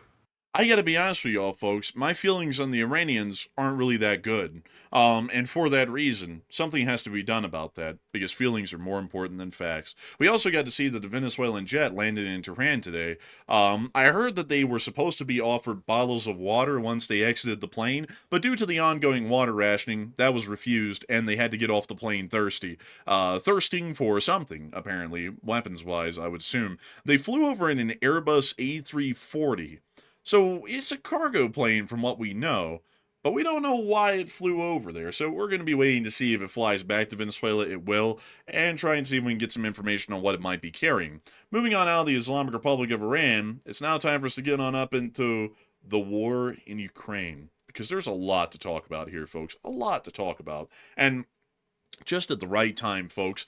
At the exact right time. Moving us on into the Krasnodar area and to the refinery at Ilsky, we were able to see a Ukrainian drone storm taking turns blowing up the Ilsky refinery. This refinery was hit just a couple of days ago, and it's now being hit again. Call that a double tap. Moving on out of the area of Ilsk in Krasnodar Krai, and also moving on up into this general news, there was a major drone attack going on over the whole of Russia overnight. And we also were able to confirm further damage way north in the town of Novomichnitsk. It's a little town, but this little town is important to the Ryazan Oblast. Why, you say? Well, because it has this giant power plant here, this big old coal-fired power plant that provides tons of electricity to the surrounding area. If someone hit this, it would take the power out in the larger area around this region of Ryazan. And also, I gotta say, folks, I was just thinking about this. If a Ukrainian drone had an incendiary bomb attached, God forbid, and it hit that coal pile right there, you could send the whole coal pile up. Not that they should do that, but I'm just saying, folks, if they did do that, that would cause a huge amount of irreparable damage, considering that amount of coal burning at about 1400 degrees Fahrenheit, which is about what coal burns at, that could end up pretty badly for that power plant. And also, they'd lose all that coal. I mean, that would be bad. That would be terrible, folks. And considering that there is a load of more deeper amounts of coal within these mounds that could continue to burn even after firefighting efforts go on, I mean, that would be terrible. I mean, this could be like that fire in Centralia, Pennsylvania that goes on for years. They would never be able to put it out. I'm just saying, folks. It's nothing like it's just a thought. It was just something interesting I thought up. But the Ukrainians did hit this power plant, and they did catch it on fire. Take a look. Oh, that's bad right there. Honestly, I'm feeling real ilsky. I think I'm going to Krasnodar cry. Man, Damn. man, I'm so sad. I'm finna Krasnodar cry, блядь. Man, honestly. There we go. Man, that 5-second pause had me freaking out. I was like, that joke landed so bad. There was nothing. I just heard pure silence out there. It was like almost like. Oh, that's a gold sound effect right there. But look at this though. I mean, what a shame. They're out of electricity. They have no electric city anymore. Man. Radio Moscow. Man, like honestly, man, they're not going to be hearing Radio Moscow here in the Rise Zone area for a little bit because of this. And something, folks, that I was just thinking about, if a load of Ukrainian drones hit this power plant, I mean, God forbid if they did, I'm sure it'll never happen, but if they hit that coal pile, that would cause a lot of damage. We were already talking about that. But if they hit this giant substation right across this small canal here, that would cause a lot of damage as well. That would cause a great deal. And also, God forbid, folks, if they ever use one of those flamingo missiles to hit one of the boiling vessels, or generally the boilers of this reactor as well. I mean, think about the damage behind that. I mean, boilers are incredibly expensive and pretty fine-tuned pieces of machinery. I mean, if they blew up one of those and blasted a hole open in the side of that boiler, that would not only create a gigantic explosion because of the pressure held within the boiler, but it also would be incredibly expensive, if not completely impossible, to effect repairs to something like that, especially with how financially stretched the Russian Federation is these days. Oh, it's just all theoretical, folks. I mean, who in the world would ever blow up a boiler at a coal-fired power plant, or hit the coal pile, or hit the substation right across from the power plant? I mean, all that stuff is just completely hypothetical. I'm sure the Ukrainians would never do anything like that, but if they did, I mean, it would cause irreparable damage, and this power plant would effectively be out for the remainder of the war, I mean, that's something to think about. Whoa. I mean, look at that boiler. 3.4 Rontgen. Not great, not terrible, but might be able to call in a radiation control team and get that under control.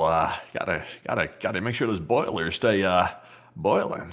Whoa, I mean, God forbid that we swam in the green goop. Oh my God! What the hell is that? I didn't even notice that. What is that? There's no street view near it, so apparently it's toxic, I'm assuming. I don't know what that is, but that is absurdly green. Whoa, don't take a swim in the green slime, but looks like Shrek took a bath in that. I gotta be honest with y'all, when they get done burning the coal, all the workers, they go over here and they hop in for a Shrek bath. It's a tradition at this power plant. It's really going downhill. Whoa. What is that, honestly, though? That is insane. Like when you zoomed out and saw that green color, like in contrast to everything else around it, that is insane. That's like toxic hell, whatever the hell that is. Man, honestly, man, dude, I was zooming out and doing the voice. I was like, I immediately got to do it on that green goop, whatever the hell this is. This is horrendous looking. I also like that they have a abandoned marina over here for private boats that appears to not be used at all anymore. Really showing off the local economy. Also, what does this city look like even? So you can't make it to the green goop pile, but you can make it in verboten. Oh. Huh, it looks like a normal Russian town, really. Nothing too crazy. But that's weird. They won't let you see the green pit of deadly sludge over there. What in the world? What is this, like a farmer's market or something?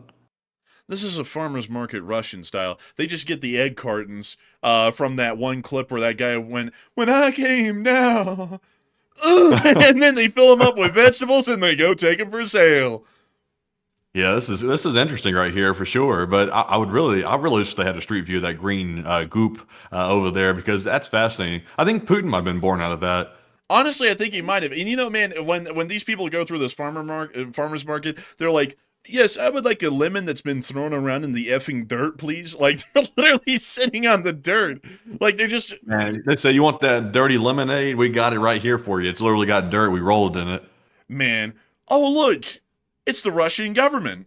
Or really, more so, that's Witkoff. They put up a bill, like, they put up a billboard of Witkoff here. Look at that. They're making you pay to see the clowns here. We get it for free. Honestly, folks, you know, like in Russia, you got to go to a show to be able to see a clown. Here, you can just turn on C-SPAN, and there's an endless volume of them on TV. But anyways, moving on from that, folks, it's time for us to get on out of this town of Novomitserinsk, and time for us to move on into the rest of our news. And of course, we have to move on and into the area of Ukraine. It's time for the frontline news. I do have to bring y'all, though, a little bit of unfortunate news that came from the major attacks that happened last night on the Ukrainian citizenry throughout the entirety of the country. We're not going to be showing all of the clips that we got of the attacks, as generally we do not show those because it's somewhat disturbing, to be entirely honest. It happens every day, pretty much, but it is still disturbing nonetheless. But I did want to remind you all of what the Ukrainian people, not the government and not the army, but the people go through every day in Ukraine. And Ternopil, a Russian missile, KH-101 from what I believe, directly targeted an apartment building, and due to the 1,000-pound warhead, completely destroyed the several top stories of this high-rise apartment building within Ternopil. The damage was massive, and also multiple buildings were affected with similar such explosions. These missiles are being aimed directly at these buildings, as Russian cruise missiles are believed to have about a 100-foot margin of error to its accuracy. So that means that this building was to be directly targeted by that drone, as this is within a residential area, and if the missile had even missed the building, it still would have hit another residential building just a little bit further behind this one. So it was targeting apartment buildings as usual. We even got an absolutely insane clip from this attack that actually showed the missile that came in and hit this high rise in Ternopil. Someone was actually on the street below and was watching the missile come in, and this is one of the craziest clips that I've ever seen of an incoming missile attack. Here's the clip. We can see the missile fly right over and slam directly into the apartment building. At the moment, we do not have a fatality and casualty report from the building. We can assume that there were several people killed and most likely dozens wounded, but once again, that's just speculation at the moment. According to the latest data, however, over the attack overnight, 25 people were killed in the Russian attack on Ternopil. We don't know how many were killed in that particular attack on that building, and out of the 25 that were killed, 3 of them were children. Another 73 people were injured throughout the city, including an additional 15 children that are a part of the walking or generally critically injured.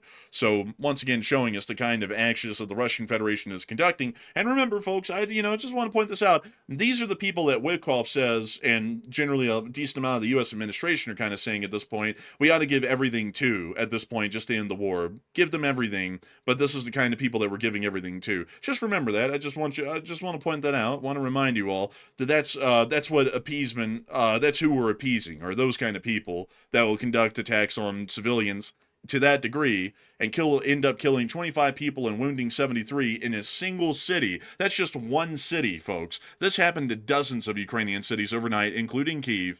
And in that one city alone, 100 people were wounded and killed, and about 25 of those wounded and killed were children.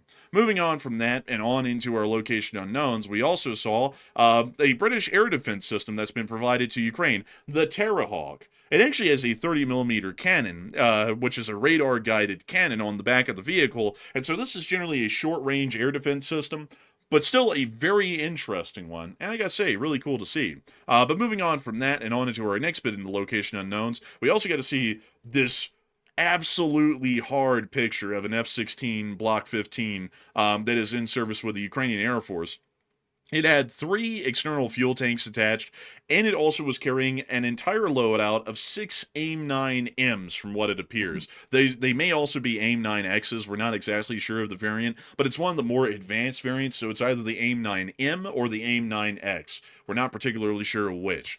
Still, this loadout is showing that it's going to be engaging air targets at closer ranges, which means that this F-16 was highly likely taking off to go on a longer range anti-drone patrol, which usually involves shorter range engagements, and therefore shorter range missiles like the AIM-9s. Still, this picture was great, and I loved how much detail it caught of the aircraft, the landing gear assembly, the external fuel tanks, the Ukrainian Trident flash on the vertical stabilizer, everything else. I mean, this was a wonderful picture, really an incredible one. And That's a speaking of, big Boyd right there, honestly. A good looking Boyd. I like that Ukrainian Trident they put on the back of it too. That's pretty nice. I wish we could see the like wings and stuff, like if they added any livery to that. But yeah, this is looking pretty nice. I like the way it looks. yeah, on the wings, the Ukrainians have a roundel, which is has a external yellow ring and then an internal blue center. So let me see if I can pull up Ukrainian, let's see, F-16 to show you all the roundel that would be on the wing. Let's see, there's got to be one. Oh yeah, right here. You can see it right there, the yellow and blue roundel on the wings, and that's the identifier on the wings. That's pretty impressive right there. I remember back not too long ago when Ukraine was just getting the F-16s, we were like very hyped up for them to finally get it. And now we're finally seeing them in pictures taking off, going on routine missions and things. It's really wild to see. And also it's crazy to think that Putin was saying that was a nuclear threat for Ukraine to get the F-16, and now we're just seeing them pretty much all over the place, and Russia hadn't done a damn thing about it. Honestly, it kind of shows that they're kind of more gusto than anything, and I just wish people would kind of realize that, in the government. Asking them to pay attention, though, that's asking a little too much. We've been asking that for the whole year, and they seem to be about as ill-informed now as they were at the beginning of the year, so I've kind of given up on them listening and learning anything at this point, which, God help them. They need a lot of learning. But moving on from that and on into the rest of the news that we have in Ukraine, we also were able to get a hold of the casualty report, and the casualty report did have one Bobcat. One Bobcat skid steer. That's lovely right there. Look at that. +1. You get an uno. You get one uno. No reverse, just uno. That's very good right there. I like that. I like that a lot. I like that, but tell us more. And according to Ms. Disa, keeper of the records, all categories below average, low troop loss day, but average stays over 1,000. It wasn't the greatest day that we've seen recently, but it was still an okay one. 850 Russian soldiers were wounded and killed, along with 1 APC, 56 supply trucks, 1 main battle tank, 12 artillery pieces, 293 drones, 1 MLRS, and 1 Bobcat skid steer. So overall, very nice to see. And I gotta be honest with y'all, it's good to know that the Ukrainians are still out there holding that line. The Ukrainians did take 2 Russians prisoner today within the Vovchansk city area. Откуда родом? Что здесь забыл? Я твою маму ебал. А, перед судом. He's mocking him. Там точно никого нет? Сейчас, зараз перестреляй, я грузин, мне похуй. Oh, he's giving him a good dressing down. Если хочешь жить, and now they are going to go and apprehend the prisoners. Когда зашли? Oh, a little artillery nearby. Так, этому руки перевязал, другому сейчас перевяжи, быстро. The Russians better tone down on that artillery fire when their guys are being taken prisoner, because the rules of war do say that if a enemy combatant surrenders, that you have to take them into custody and send them to a prisoner of war camp. But at the same time, the rules of war also state that if friendly soldiers are in a life or death situation or in jeopardy of injury or death, they don't have to process them. The prisoners can be summarily executed. So the Russians might want to keep that in mind, because I don't really think the Ukrainians are going to put out life and limb to process a couple of Russians and put them in a POW camp. They might do what the U.S. did on D-Day. Хватит ему! Сколько вас заходило? Little tape. Откуда родом ты? А?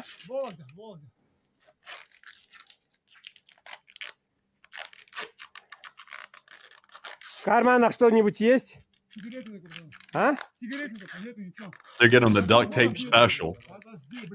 Man, it can be yours too. Like, just surrender to the Ukrainian armed forces. But moving on out of the Vovchansk front and on over towards Kupiansk, we got to see this one Russian that had a mental breakdown because his car got blown up. Пизда тачки. С одного выстрела нахуй нас уебали. Ёбаный в рот.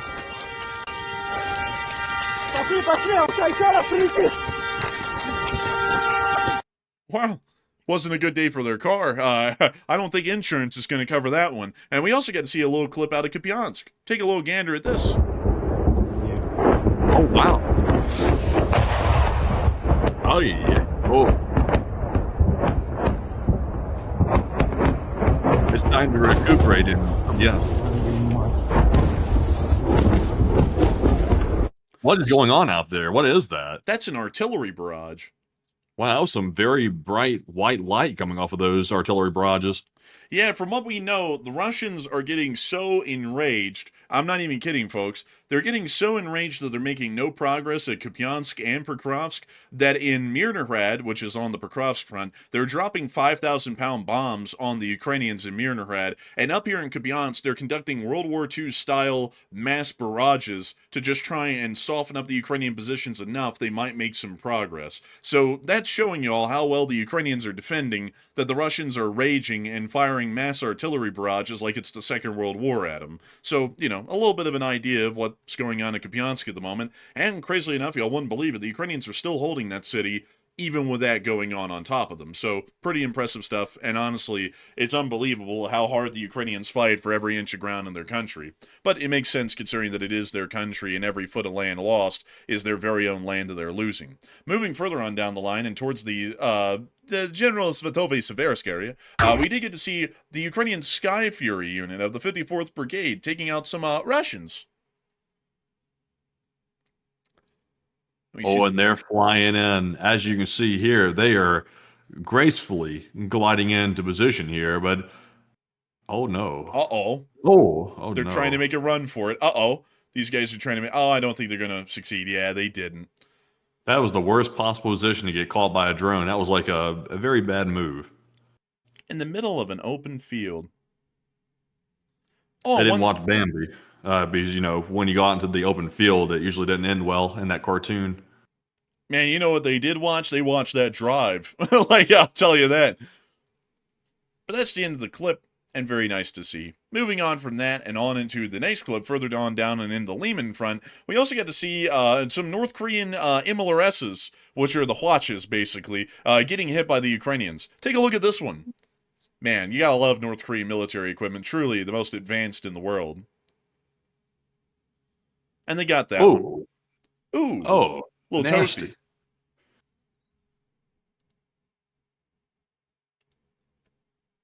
And they're getting a little motorcycle there with a wooden sidecar. Real improvement. We can also see them getting a dirt bike. Oh, that's a shame. It actually looked like a decent dirt bike, actually, right there. That was actually a nice one. I can't believe it. Man, the Russians sometimes do get some nice stuff, but not often. It's rare. The Signum male unit out here doing that Alpha Chad activities, Giga Chad maxing. Yeah. Man, like Rizzing, they call him the Rizzler. Oh, but anyways, moving on out of the Lehman front and on down towards the area of Pokrovsk, we also get to see a Russian mechanized assault, which was stopped dead in its tracks within this area. They're Russian. Because they have no time for stalling. Oh my God. Oh, no. They were Putin. They were Putin in public, and that's why they were rushing to get out, because there was absolutely no time for stalling in a scenario like that. This is apparently Yoda, according to the screen. Blow up Russians, I do. It is my job, I must. That was a terrible voice. Don't ever clip that. But anyways, you can see them still. Look at this thing. Look at this thing making it through. I can't believe it. Oh, it's several sheds. Oh, they're not going to make it through in the long run. I can promise you that. They're getting hammered. This is like the goofiest sight. Like to see the multiple sheds in like a convoy like this. It looks so stupid. That one got it. Oh, and I think that one got it back there. Look at that. Look at that thing. That thing is so top heavy. It's like, you know that creature off of Star Trek, the original series? They said, look, it's a Horta. It looks like a Horta moving across the way. Honestly, it kind of does, man. It kind of does. Oh, man, now they're cooking them up for real. Now there's no sympathy on the Russians, see? A couple of them tried to bail out, but looks like they're going to be bailing out of life here real quick. And now they're going to go and finish off the Russian vehicles after they were all stopped. All of those burning little smoke pyres out there in the distance, all of those are Russian vehicles, by the way. So giving you a little bit of an idea of the carnage out there near Pokrovsk at the moment. But the Ukrainians still hold on to Pokrovsk. The Russians are in the city, but the Ukrainians are fighting tooth and nail for both Myrnograd and Pokrovsk, and are generally still trying to hold the line as effectively as possible. Further south and towards the area of the Novopavlivka front, we also saw some Russians getting wiped out by the Perun unit of the drone forces.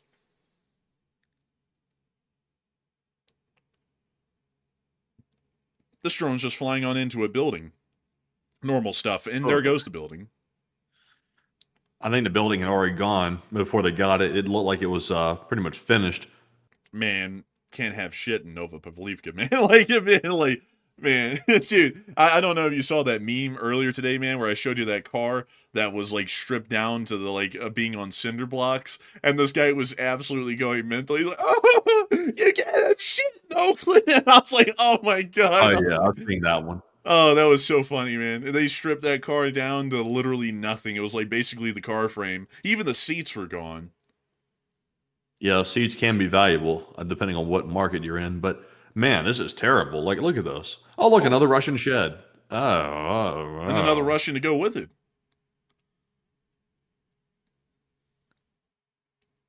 Oh, a Russian running through the trees, or at least the fallen ones. And here comes another one. He was just laying down. And then this guy was in a dugout. Twigs.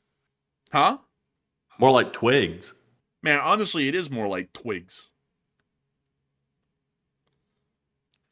Oh, and that's the end of the clip, but it looks like they're holding the line down there. And quite well, I'd add.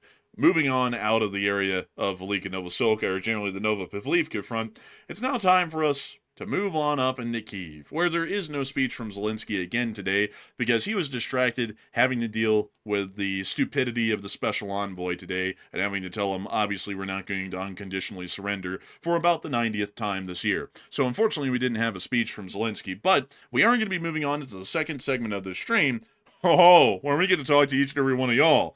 And boy, folks, do we love this segment? I know y'all do, because we do. We love this segment. And it is an absolute blast and an incredibly fun time to be able to get to talk to each and every single one of y'all. We get to talk about anything and everything that y'all want to talk about, except for religion, politics, climate change, or whether the A-10 is relevant in modern warfare or not. But we are going to be making sure to get on into all that major news, and questions, more so, actually. I'm sorry, everyone, I just looped back to the beginning of the show right there with that one. But we're going to be getting into all the questions that we have gotten in Super Chats and Live Chats, and start knocking them out and having a good time chit-chatting about whatever we bring up tonight. Last night, it was license plates. Tonight, who knows? But with that, Matthew, what do we got? So we're not Quora, but we have a lot of good questions in our spreadsheet here, and some very, very good ones, in fact. And jumping right back into them, because you might notice we are fresh out of polls, jumping back into our first super chat. This one goes to none other than Waba, and Waba puts in a $20 support, and thank you very much, good sir, for that 20. And Waba said $20 toward Matt's humidifier. And thank you very much, Wubba, for the Matt's Humidifier Fund. It was a fund that was created first by Wubba, actually. And thank you very much, Wubba, for that support right there. And we do appreciate that. And I must admit, a good humidifier, that would be something that would go quite nicely in my place to make sure that I'm not coughing and scratching and stuff like that. Because I'll be honest with you, I'm still not used to this air out here. I'm still not used to it. I'm still coughing and scratching a little bit. And nothing seems to be getting rid of it. So I think the humidifier is the only solution. It is the only way. And I will have to try it. But Enforcer, what say you? I gotta say, folks, that I thank you so much for supporting the Humidifier Fund, first and foremost. And secondly, the air out here is kind of dry. It's a little dry. You know, we actually did something kind of fun today, folks. We drove to the model airplane field, like the model airport, or so I think that's what it's called, out in northwest Salt Lake City. And that was really an experience. Because we didn't know this until we got there, but it's in the middle of the landfill for the city of Salt Lake. So it's in the dump. It's up here. It's literally the middle of the landfill. So I'll actually show y'all the road around here because it is something else.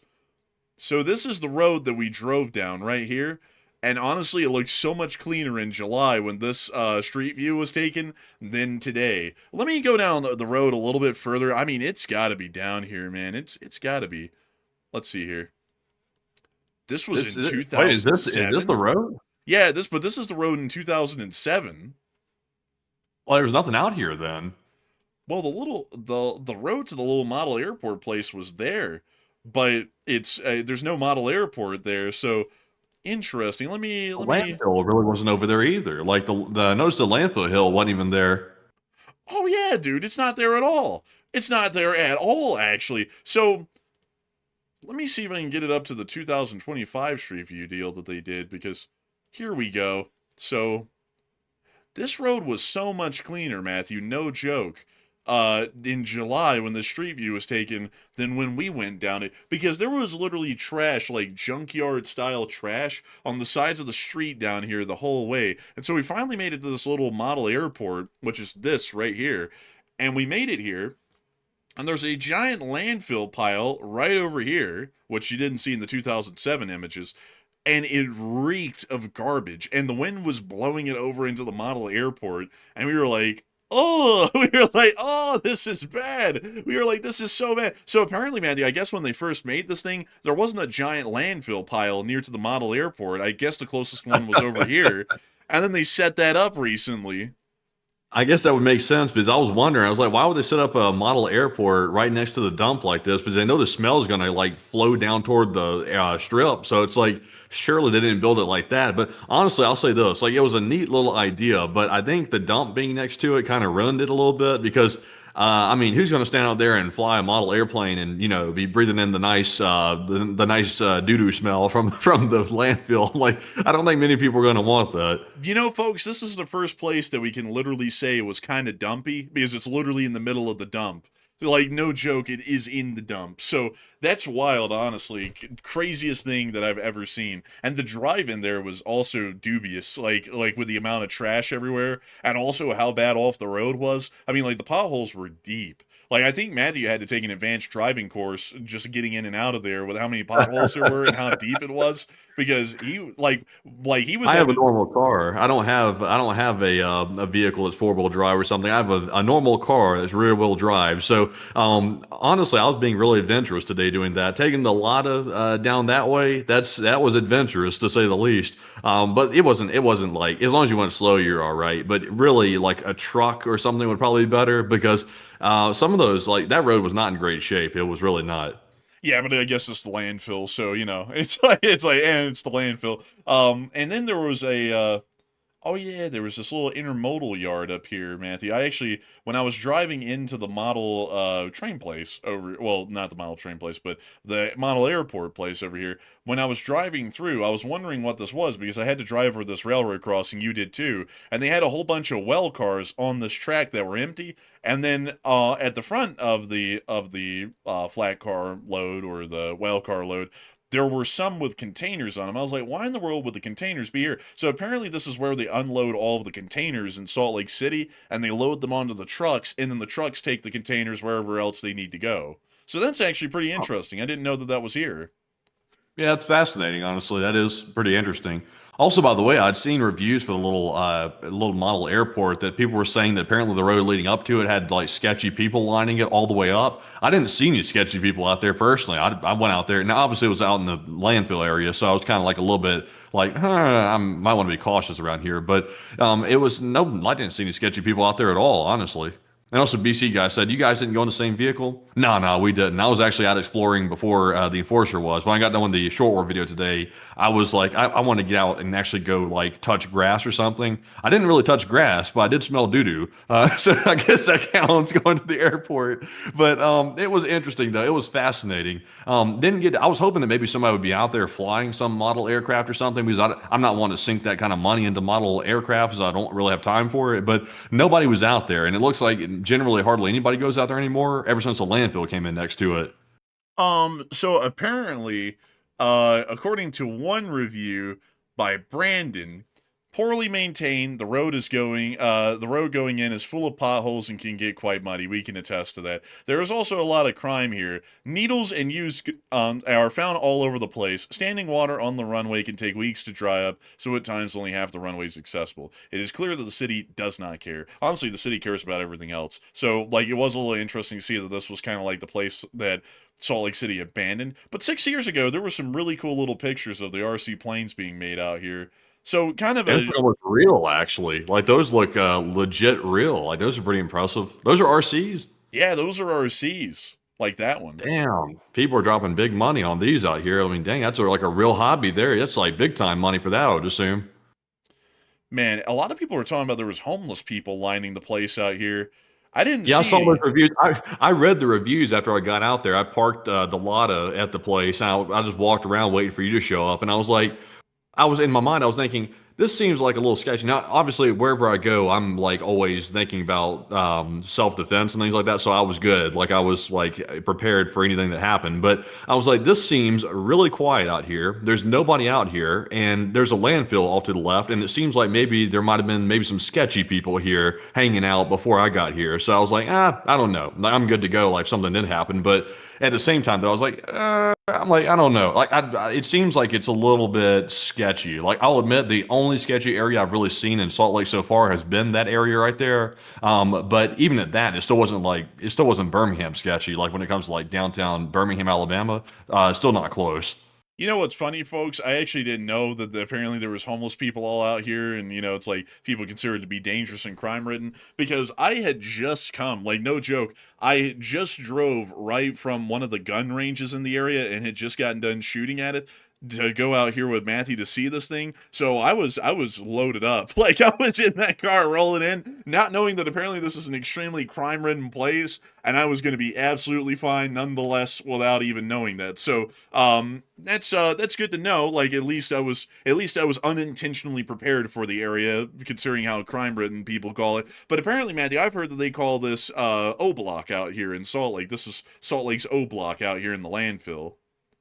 O Block, eh? I saw a lot of people pulling up to the dump. There were like normal people, like civilians, just pulling up with their like old mattresses and stuff like that. Me personally, I've never really like gone to the dump to dump off trash before like that, but it seemed like pretty much everybody was pulling up with like pickup trucks with just trash in the back of it.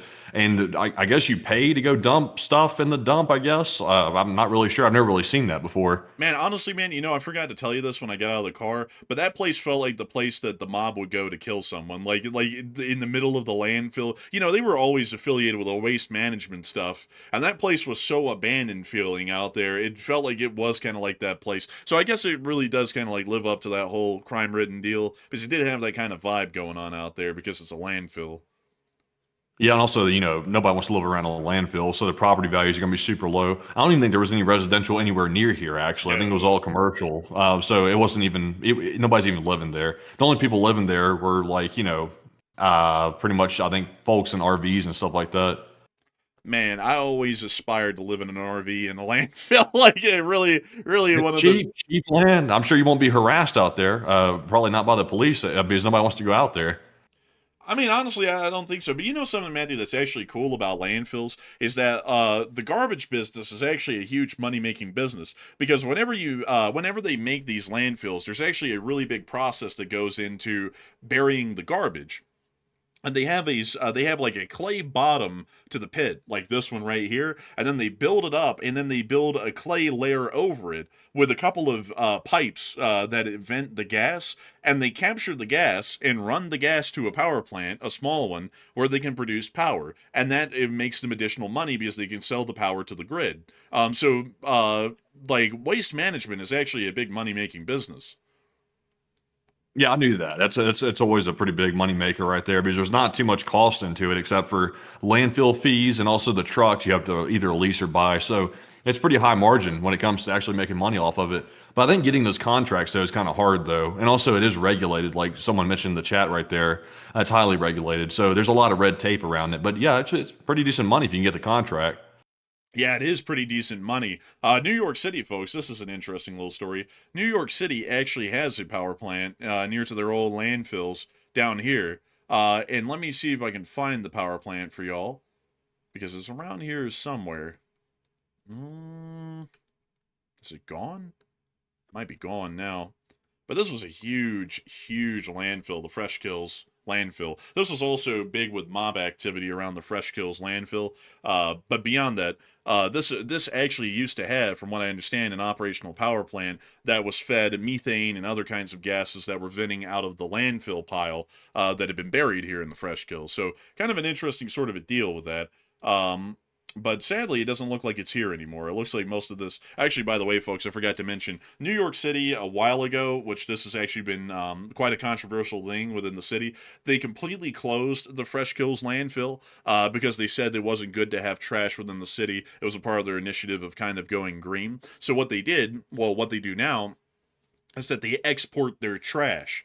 And this was actually something that Alabama was directly affected by, because a lot of the times it's either exported by ship somewhere, so it might even be outside of the United States sometimes, or it's transported by rail to a remote landfill location where the stuff is buried off in the middle of nowhere, usually hundreds of miles, if not thousands of miles away from New York City. And one of those trash trains actually ended up getting stuck in Alabama for a while near to a small town. I think it was a CSX line. Let me go see. Let's see, trash train Alabama. I'm sure I can find some articles and some pictures about it. Yeah, here we are. So this was the trash train right here. And let me see what town it was in.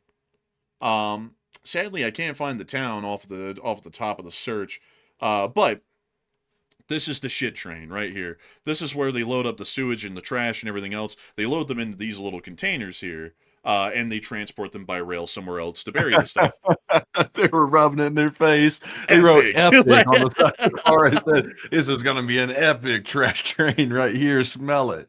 So what happened is that they took the... Oh, I'm going to have to get to that in a second, man. I'll show you something here.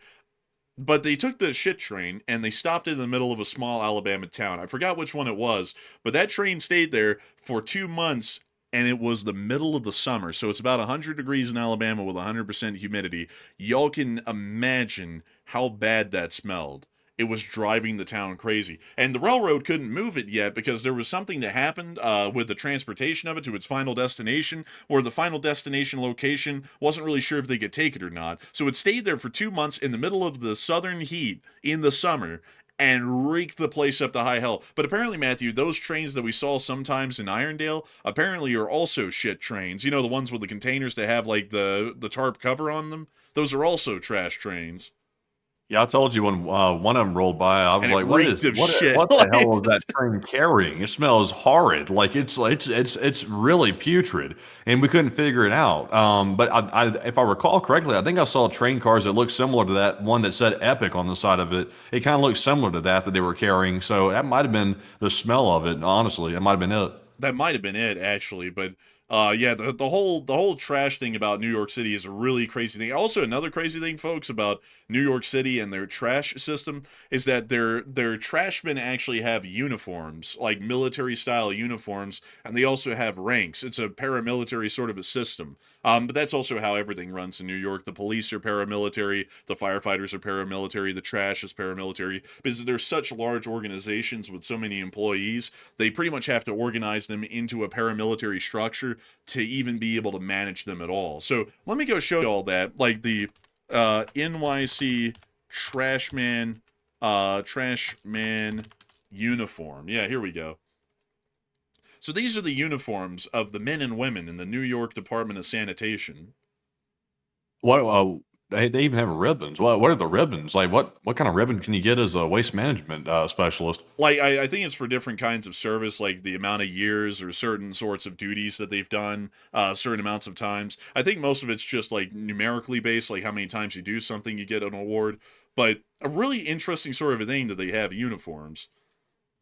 Yeah, it's kind of interesting like that. I kind of like it when, for example, jobs that people usually consider like not really like high level jobs like waste management and stuff like that, when they actually show like, normal levels of respect instead of acting like, oh, they're like a trash man or something like that. And they actually make it somewhat like, just normalized where it's not like people are looking down on it. That's a good thing to make it have like dignity to it instead of everybody saying, oh, like that's a trash man or something. So also, folks, they have ranks. So here are the 9 ranks of the New York City Department of Sanitation. Sanitation worker is the basic rank, so basically a private. Supervisor, which is kind of like the rank of a captain, as you can see, although a captain's rank would actually be silver in the Army. They made theirs gold for some reason, but that's the rank of supervisor. Then you have general superintendent, level 1 through 5. And the general superintendent level 5 is a 4-star general of the New York City Department of Sanitation. So pretty kind of, it's really crazy how they organize this thing. And let me see if I can find the awards or the ribbons that we were seeing earlier. Also, they even have badges as well for the Department of Sanitation, like police nearly. So you can show up Department of Sanitation and flash the badge. That's actually kind of cool. But let's see here. I'm trying to see if I can find us the awards and medals that they have. I think I'll have to pull that up separately. Let's see, medals and ribbons. Here we go. So let's take a look at their awards on the actual website. Annual awards and merit awards. So they don't have a lot of them. Merit awards, Medal of Honor, Valor, and Distinction. So they actually have a New York City Department of Sanitation Medal of Honor. Honestly, that's crazy work. Like, what do you have to do to qualify for that? I don't know, actually. We're going to have to pull that up in a second. Outstanding Civilian of the Year. That's actually a pretty good award. That ought to just be handed out by cities generally to upstanding citizens. Outstanding Superintendent of the Year. Outstanding Supervisor of the Year. An Outstanding Sanitation Worker or Crew of the Year. So let's pull up the New York City, NYC, Department of Sanitation Medal of Honor. I'm very interested in this. What do they have to do to get that? Let's see. So what does their Medal of Honor look like? Maybe that's it.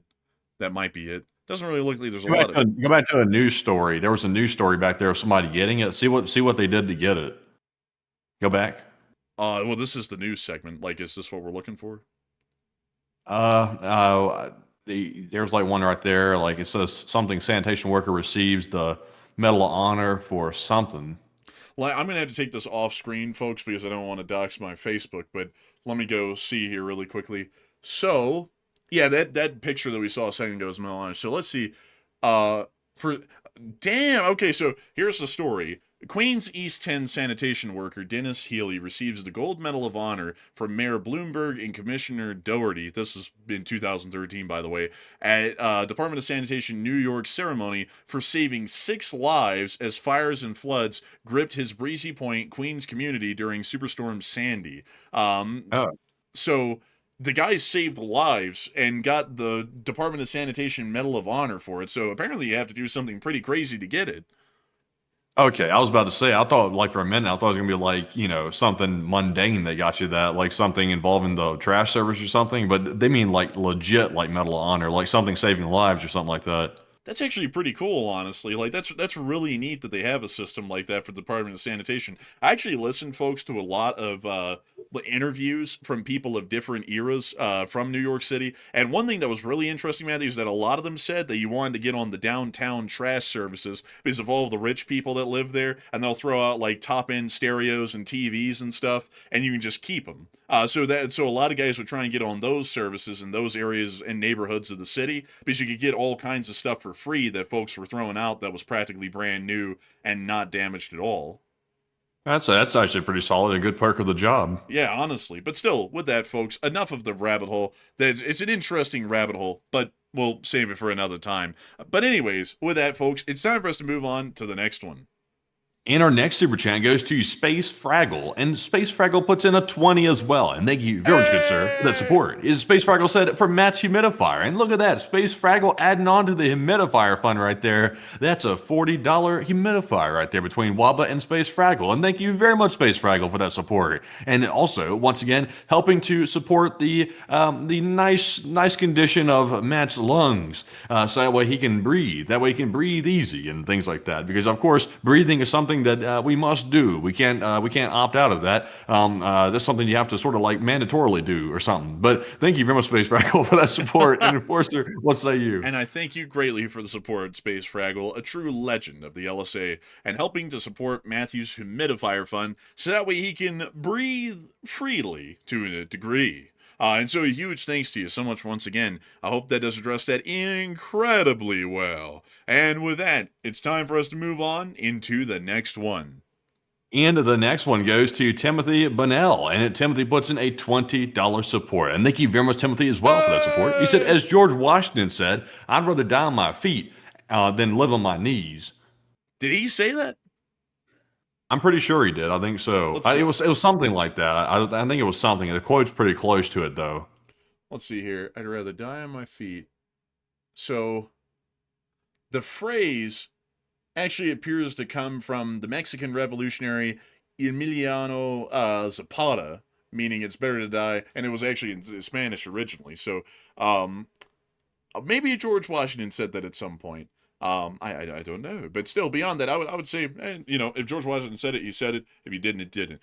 Actually, it was the great philosopher Plato that said a lot of the stuff that you hear on the internet's made up, and I think that he was absolutely correct with that sort of a quote right there. But beyond that, I do thank you massively for the support and helping this channel to keep running. And I'd have to agree, whether George Washington said it or Emiliano Zapata said it, I would have to agree with it nonetheless. It's better to die standing on your feet than live on your knees or as a slave of someone else. That's certainly the way that it should be. And so with that, a big thanks to you so much once again for support and helping this channel to keep on running. Because it is folks like you who help us to make this channel possible and help us to continue to put out that kind of a message instead of the message of cowardice that's put out nowadays. And what's so funny is that some people earlier, folks, were saying that on this channel, we only say that stuff because we cover war and we want to stay in business. Those very same people probably don't have the mental ability to understand that Matthew and me are of healthy draft age. And so if a war like that started, very high chance we would just be drafted into the military anyways. So, we're advocating for something that we would get directly involved in if it turned into a major world war. So, it's not like the government at that point is going to go, oh, actually, you're running a YouTube channel? Never mind, you don't have to go. They would tell us we'd have to go anyways. So with that, we're on to the next one. Also, if George Washington was around today and heard the plan for Ukraine, he would say probably a quote that went something along the lines of, hell no. That meme he was talking about. Hell no. He'd probably say something like that, honestly, because I don't think anyone in the right mind would accept that. That's something right there. But moving on to our next one, this one goes to Mr. Knightman. And Mr. Knightman put in a $20 support. And thank you very much, good sir, as well. He said, growing up in the 80s, we watched movies and TV shows about a big future war, and now we are watching it potentially unfold, and it's surreal to many a Gen Xer that you can't help but have some level of worry for seeing those. Man, honestly, I would have to agree. Like, it's a crazy thing. We grew up in a different time, me and Matthew. We grew up in the 2000s, so we saw movies like that, but they weren't like a big part of the zeitgeist during that time because the war in Iraq and Afghanistan were going on. So we always got those great movies like The Lone Survivor and The American Sniper and all that stuff. So it was kind of a different time for us growing up. We kind of were just like, oh, we're in a war endlessly, and always have been actually, technically, our whole lives. So that's actually kind of a little interesting there, but still, I got to say that it is kind of wild and bizarre, but nevertheless, it's the time that we live in, and the time is ours, and whether it's a good time or a bad time, we will define what the outcome of it is, because we are here and no one else is. And so a huge thanks to you so much once again for support and helping this channel to keep on running, and I hope that has addressed that incredibly well. And I also have to tell y'all folks, speaking of famous quotes, it was actually none other than Winston Churchill who said, "What are the charges? Eating a meal? A succulent Chinese meal? How..." Fake news. Fake. Man, Phony news. Man, honestly. News, they said that Churchill said something about eating succulent meals. I said, no, sir.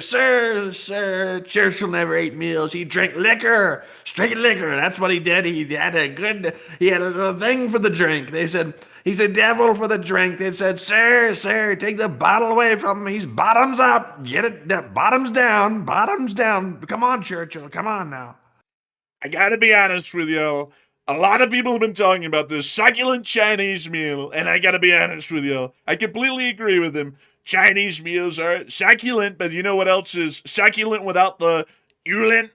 It's Bill. it's Bubba. It's Bubba. It's a great thing, wonderful thing. I gotta tell you, folks. And I also gotta be honest with you. Another thing that's sucking, speaking of, Baba, is apparently the foreign policy. It's not really looking that good. We are coming up with stupid stuff all over. We just told the Ukrainians today that they ought to give up after we just found out that the Russians don't want to talk to us and they want to kill us all. We told the Ukrainians to give up, and that would be a good idea. Speaking of giving up, another thing that we're giving up on is Christmas. Nobody's getting a Christmas this year. Cut out the presents. No more presents. I said, turn off the presents. And they said, sir, it's Christmas. It's not possible, not financially possible. I said, it's fine.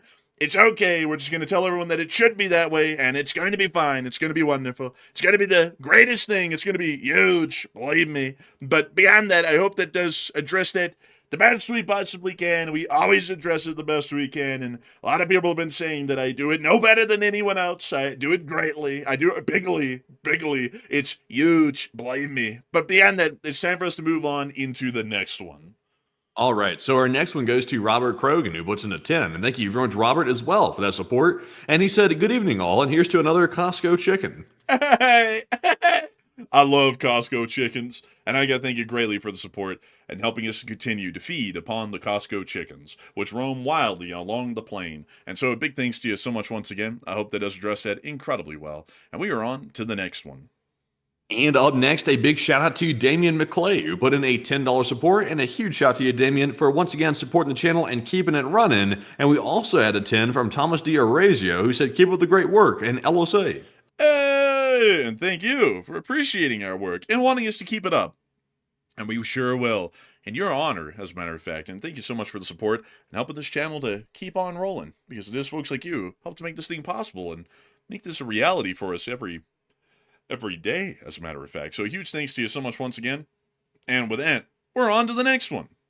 And our next one goes to Tulsa Tater 9183, who put in a 10. And they said, what does enforcers think about the Su-30s being deployed to intimidate our forces in the Caribbean? And what is our response to Crack Sparrow? What should it be?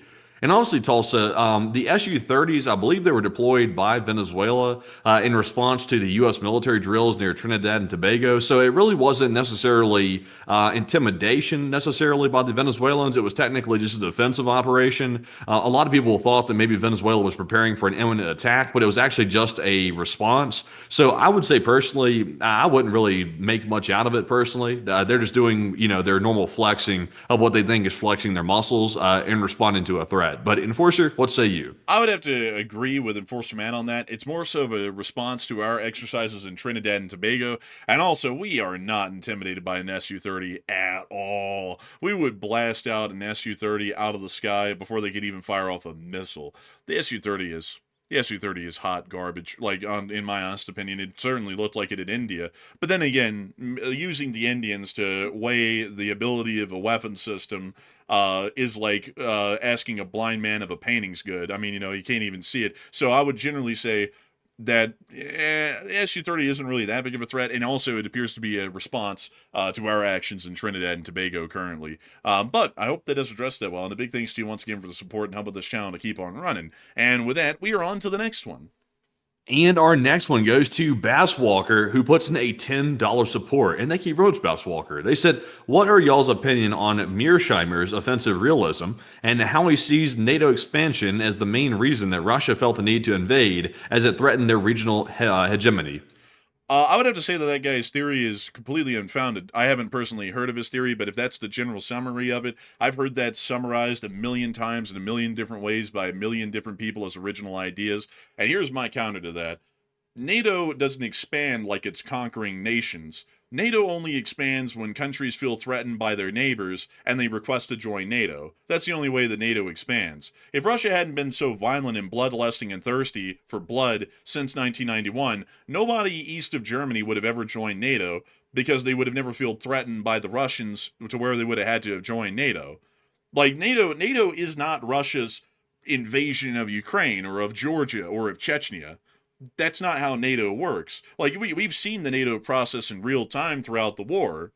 Did we invade and conquer Sweden and Finland to get them into NATO? Absolutely not. Sweden and Finland watched what the Russians did to Ukraine and felt threatened by it and went they could do that to us too, and then they went and asked to join NATO and we allowed them in. Russia has no ability at all to stop people from joining our alliance.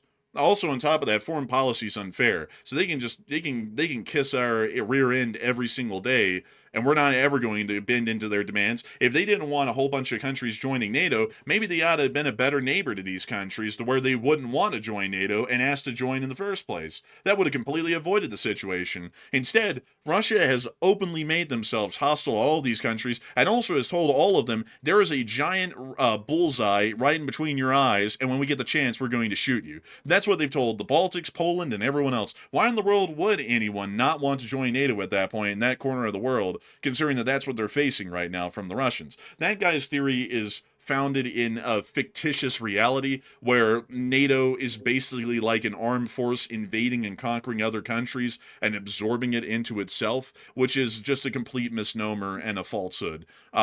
It's the kind of stuff that pro-Russians kind of use, and I would say that that's generally a pro-Russian mindset, to make it sound like they're justified in wars of conquest like they're doing in Ukraine, but countries joining a collective defense alliance because they're scared of someone possibly attacking them, and another country invading others and taking over their land are two completely different scenarios. One is incredibly passive, the other one is violent. So that's what I would generally have to say about it.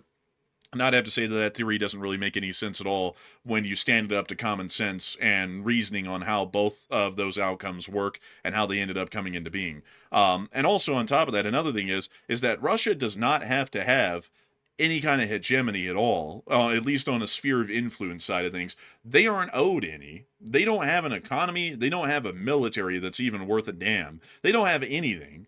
Why in the world would Russia have a sphere of influence out of any other country in the world right now? They were so economically weak before the war in Ukraine even started that they had the same economic value as the state of Texas alone. That was it.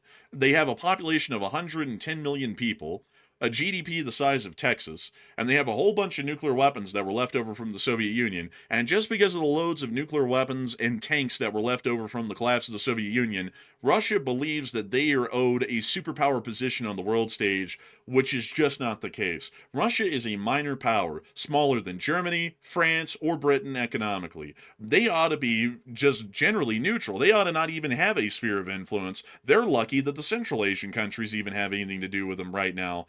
So they ought to just be happy with that. I mean, if anything, they ought to understand their position in the world and have been chumming up to NATO over the past several decades, because they would be in a far better position then than they are now. But that would be my general 2 cents on it, because the concept and idea of the Russians having any form of a sphere of influence with how insignificant they are as a country is a bit of a laughing stock at this point, as of an idea at least. If anything, Russia is a part of China's sphere of influence more so than an independent sphere of influence of their own. And so with that, I hope that does address that well, at least in my opinion. And a big thanks to you once again for the support and helping this channel to keep it rolling. And that was a good question on that guy's theory. But generally theories like that don't stand up to scrutiny too well. But anyways, with that, we are on to the next one.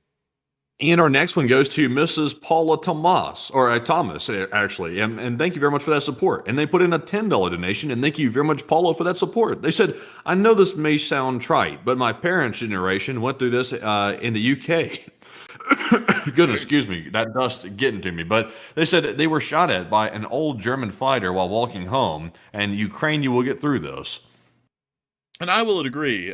Ukraine will get through this, and hopefully everyone will see them through till the end. That's what I would hope, at least. But a humongous thanks to you so much for the support and helping this channel to keep it running, and also sharing a very interesting story with us. And with that, we are on to the next one.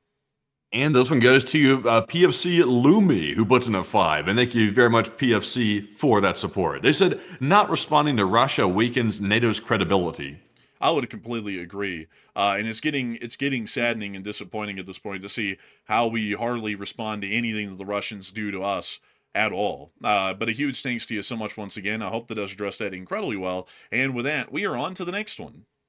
And we also have a 5 from Mark Dixon. And thank you very much, Mark, for that 5 as well. And once again, helping to keep the channel running yet another day. And we appreciate that. And we also have a 5 from Alex S. And Alex said, it will get more tense, but Russia will back off. And remember how Khrushchev folded. And look up how he ended, alone and isolated.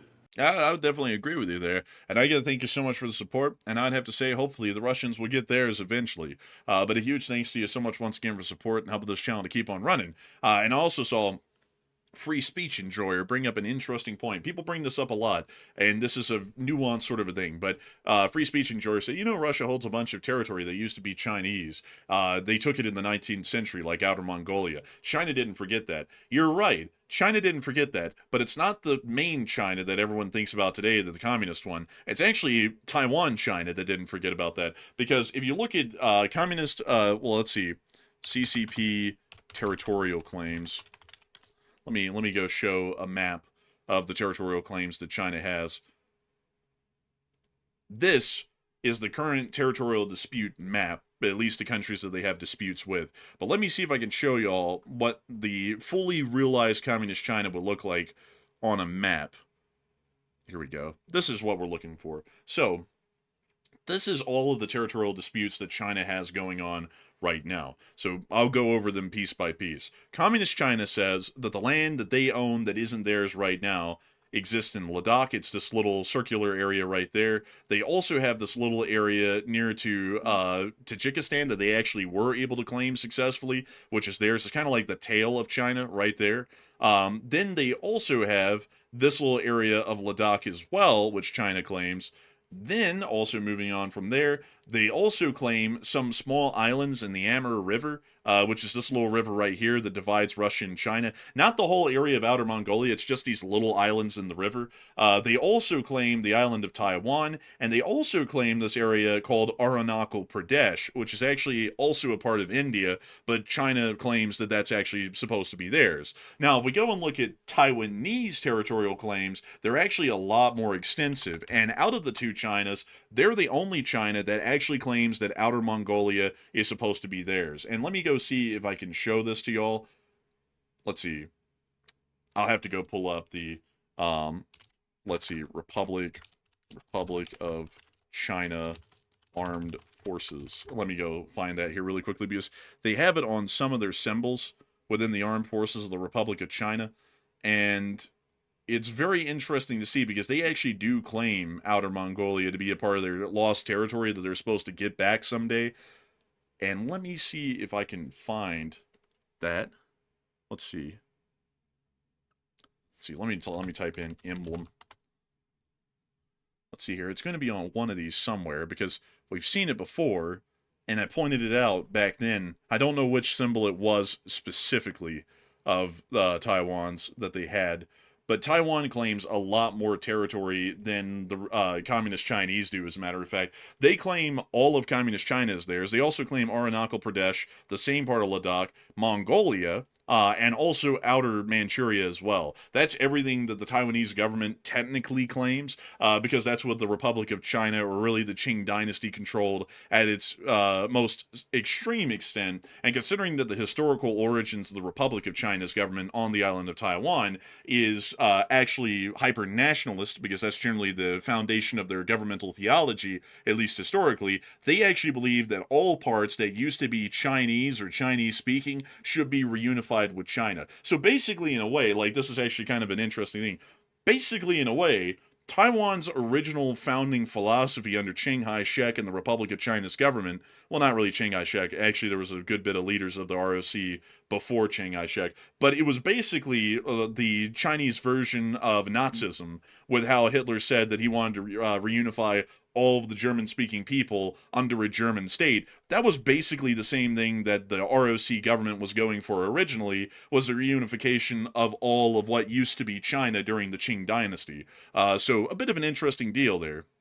But with that, it's not actually the communist Chinese you got to be worried about trying to go for Outer Mongolia. They've completely scrapped that idea and never pushed a land claim in that area ever. It's actually Taiwan that you have to worry about because they're the one who still technically have that existing land claim on Outer Manchuria in Russia. So with that, I hope that does address that the best I can. And with that, we are on to the next one. And our next one goes to Miss Paula Thomas yet again, who puts in a 5. And Paula said, there are European alternatives to the Patriot. Yes, there is. The SAMP-T NG is definitely one of those alternatives, and it looks to be one that will be poised to replace the Patriot if necessary. But a big thanks to you so much once again for support and helping this channel to keep on running. And with that, we are on to the next one. And our next one goes to Granny, who puts in a 5. And thank you very much, Granny, for that $5 support. And they said, any idea why a Triton is flying off the coast of DC right now on flight radar? I wouldn't know at the moment. So I would have to unfortunately declare ignorance on that. It may be some sort of a vessel at sea off of the coast. Let me go to Marine Tracker and see if we can find anything on that. Man, look at all these ships. You can actually see the Danube right there. That's the Danube River. Ship. That's a lot. Man, man, that was great. Gdansk. Oh my lordy. Well, let's go look at the coast here. Look at that. Man, that's crazy. Oh, look at all the ships up the Mississippi and the Ohio and the Missouri and all that. That's crazy. But anyways, let's see here.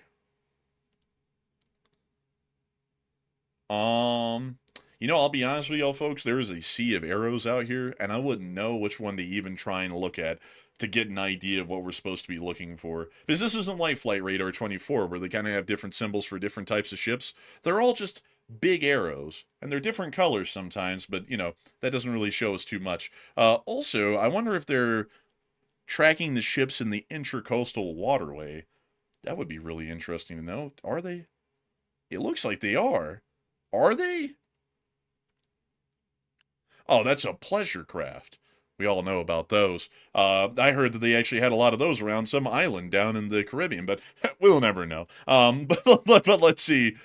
Oh, look, you can actually see all the crude oil tankers sitting out here near Galveston. Look at that. That's a lot right there. Success. Man, we are suffering from success.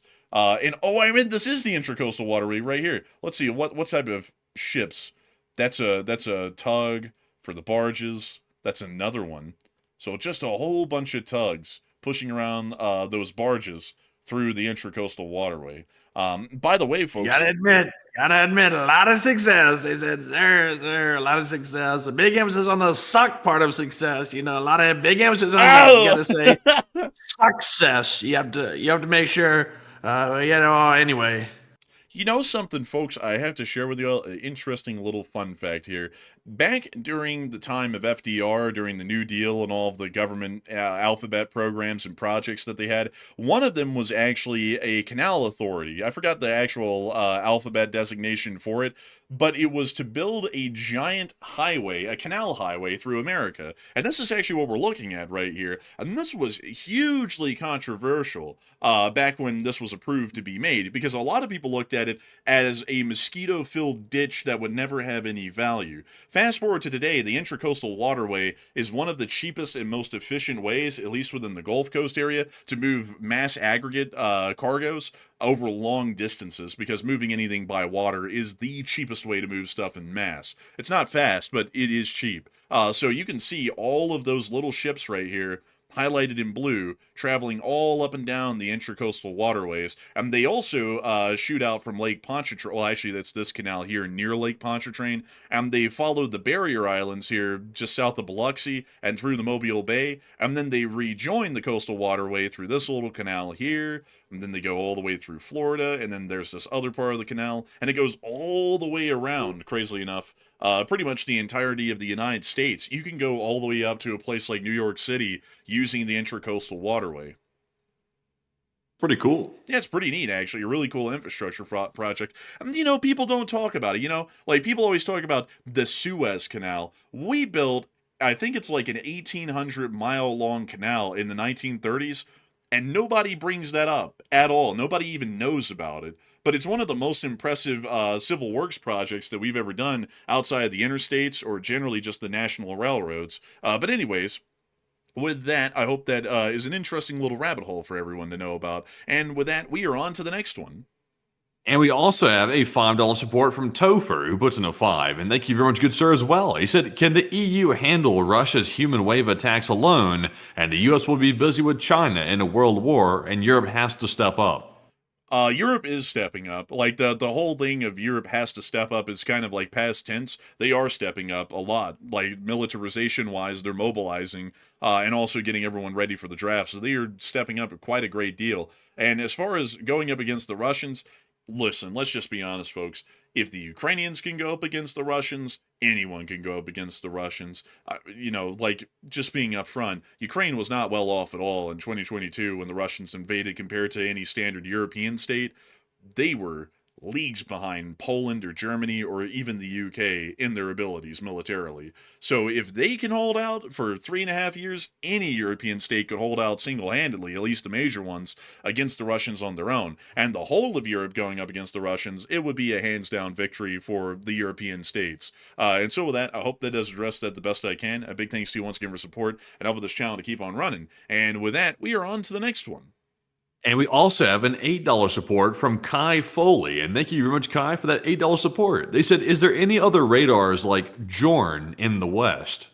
Unfortunately, I would not know off the top of my head. So unfortunately, I'll have to declare ignorance on that, at least at the moment. So a big thanks to you once again for support. I hope that addresses that the best I possibly can. And with that, we are on to the next one.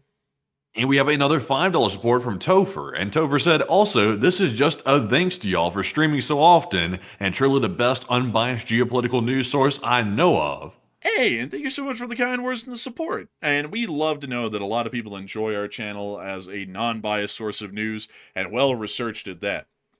We always try our best to make sure that we're going to be first and foremost in the news coverage every single day, and I'm always happy to hear that folks are considering us to be the highest standard on YouTube for global news coverage, especially of major conflicts and events in foreign policy. So, a humongous thanks to you so much once again for the support and helping this channel to keep on running. And with that, we are on to the next one. And we also have a $5 support from Measure Man. And Measure Man said, what a big, beautiful Bubba. Sorry, Bill. No, sorry, day. What a beautiful day. You guys are awesome and keep grinding and stay away from Bubba. And I gotta be honest with you, I'm staying a long ways away from Bubba. You know, it's interesting though. Now there's an identity mystery about what Bubba is. If y'all haven't heard about that, like not that we get into that here, but there's now apparently an identity crisis about whether Bubba is a man or an animal. Did you hear about that, Matthew? He's a man. So there was actually just to say this, folks, like I'm not going to get into the descriptive details here, but apparently the folks, that are at the center of this whole deal about the list and everything. So apparently they also had a horse that was named Bubba as well. So now there's a mystery as to which Bubba is it. So, there's that going on at the moment. Interesting sort of a question. Hey, yo. Like, I'm not even kidding. There was that actually is a real thing. Like, there was a horse that they owned that was named Bubba. So now people are like, wait a minute, is it the person or is it the animal? And nobody knows. I'm just saying, man. Like, that's what they're saying out there on the street. That's the word on the street. Like, I don't know, but it's a little wild, that's a question. Man, Matthew's over here in shock. Hey, yo, man. He's like, hey, yo, man. I gotta tell you, What the hell am I hearing here? I mean, what the hell has this turned into? I mean, what the hell's going on? let's see. Let's see. Hey, yo. 1 second. I'm not sure if a pause is going to cut it on this one. Rewind. I would actually don't do that. Just cut the tape. So let's see here. Unfortunately, I cannot. Wait a minute, what are you pulling up? I was trying to see if I could get a picture of this equine creature. Oh, whoa. It's just a horse, man. Like, calm down. Like, it's okay. It's just a horse. But I can't find a picture of it, so y'all just have to take my word on it. But with that, we are on to the next one. And our next one. Our next one goes to Ryan H. on Wheels. who puts in a 5. And thank you very much, Ryan, for that support. He said, "You can't tell me the constant flip-flopping by the U.S. on the Ukraine-Russia war inspires much confidence among our allies and military alliances." No, it really doesn't. Like it really doesn't, and it's not good at all. It's not good at all. Just I would agree with you completely. It's not good. It doesn't inspire confidence, and it also makes the United States look like a joke, which it greatly pains me to think that that is the case. But with that, I hope that does address that the best I can. A big thanks to you once again for support and helping the channel to keep on running. You know, folks, I got to be honest with y'all here. That was a plot twist that I learned 2 days ago. I've been keeping that to myself up until now. But yeah, apparently there was a horse named Bubba as well. So now it's a big mystery. You know, now we got to wonder what that picture is that's out there that supposedly Putin has. What is that actually of, you know? And then that's territory I don't really think we want to travel down too far, because this is already traumatic enough as it is. So with that, we're moving on to the next one. That's that black magic, that sick shit, as Paul used to say. That's that sick shit.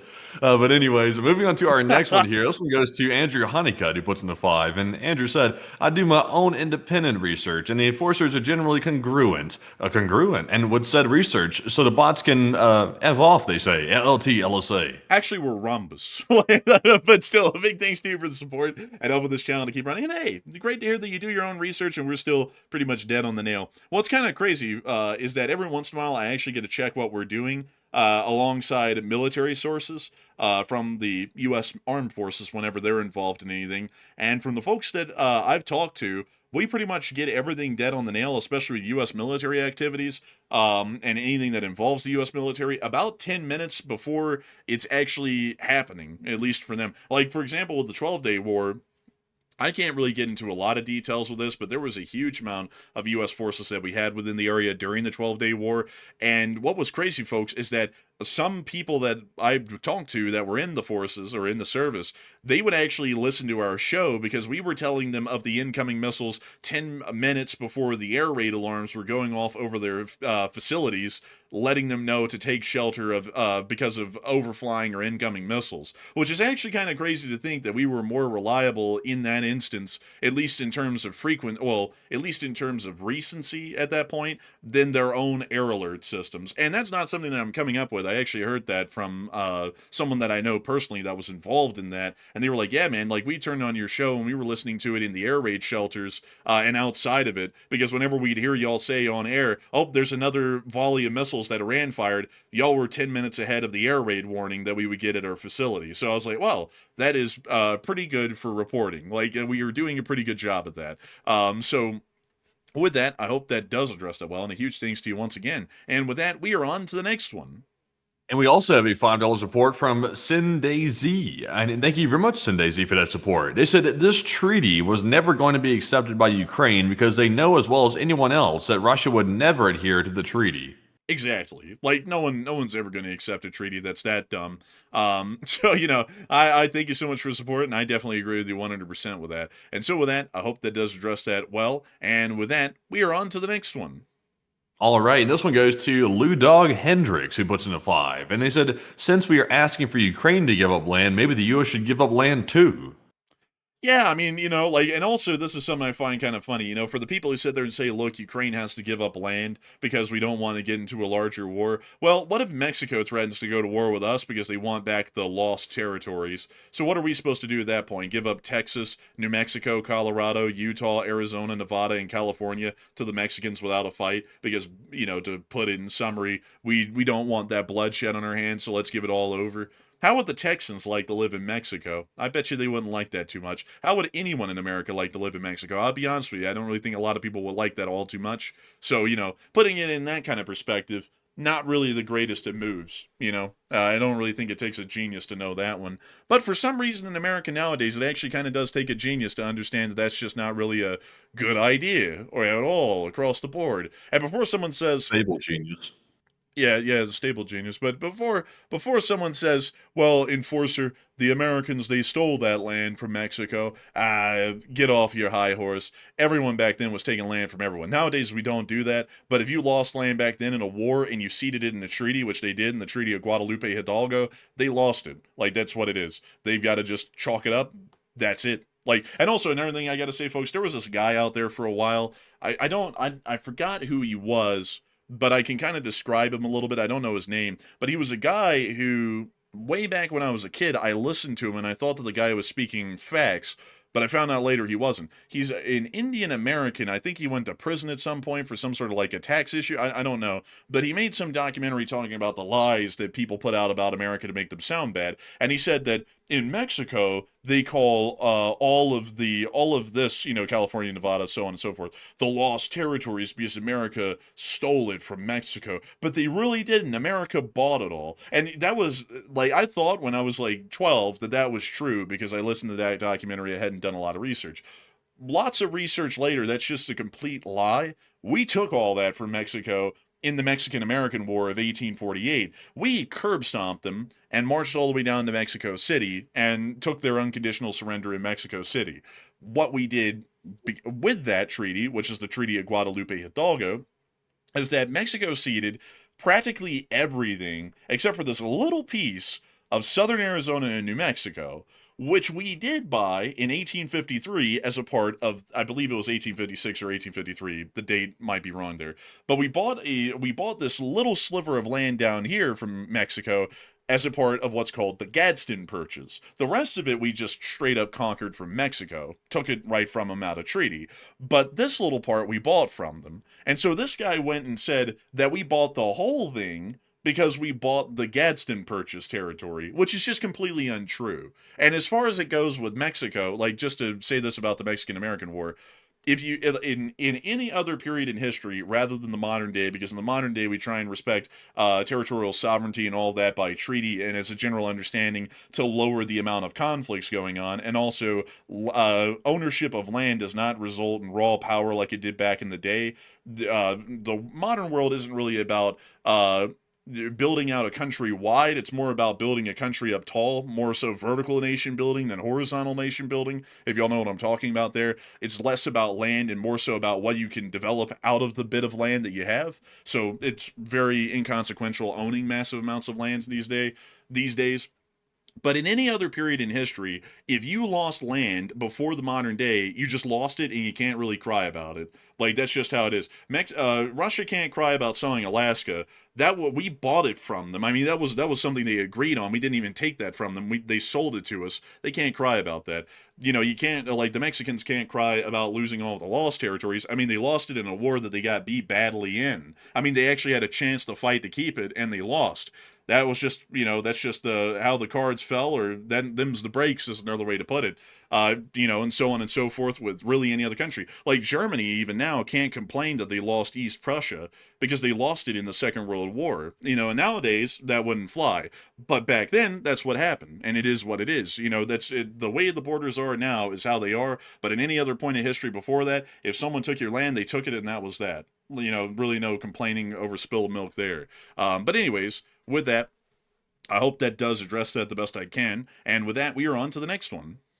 And up next, a big shout out to DogeTube YouTube for putting in a 3, along with Plazat for also putting in a 3 as well, and also 2 Days Gone for putting in a $2 donation. And thank you to all 3 of you for that support, and we do appreciate it. And Enforcer, what say you? I gotta thank you greatly for the support and helping this channel to keep on running, because the both of y'all are helping this channel to be possible and keep rolling, and we greatly appreciate you and thank y'all for that support, because y'all make this thing a reality and help us to keep this thing rolling. So humongous thanks to you so much once again. I hope that does address that well. And with that, we are on to the next one. All right, and this one goes to Yif, who puts in a 2 and said President Reagan is rolling in his grave. Maybe. Like, possibly. I'll be honest with you, I really think every president that's passed away at this point is rolling in their grave. Just name any of them, and I'm sure they are.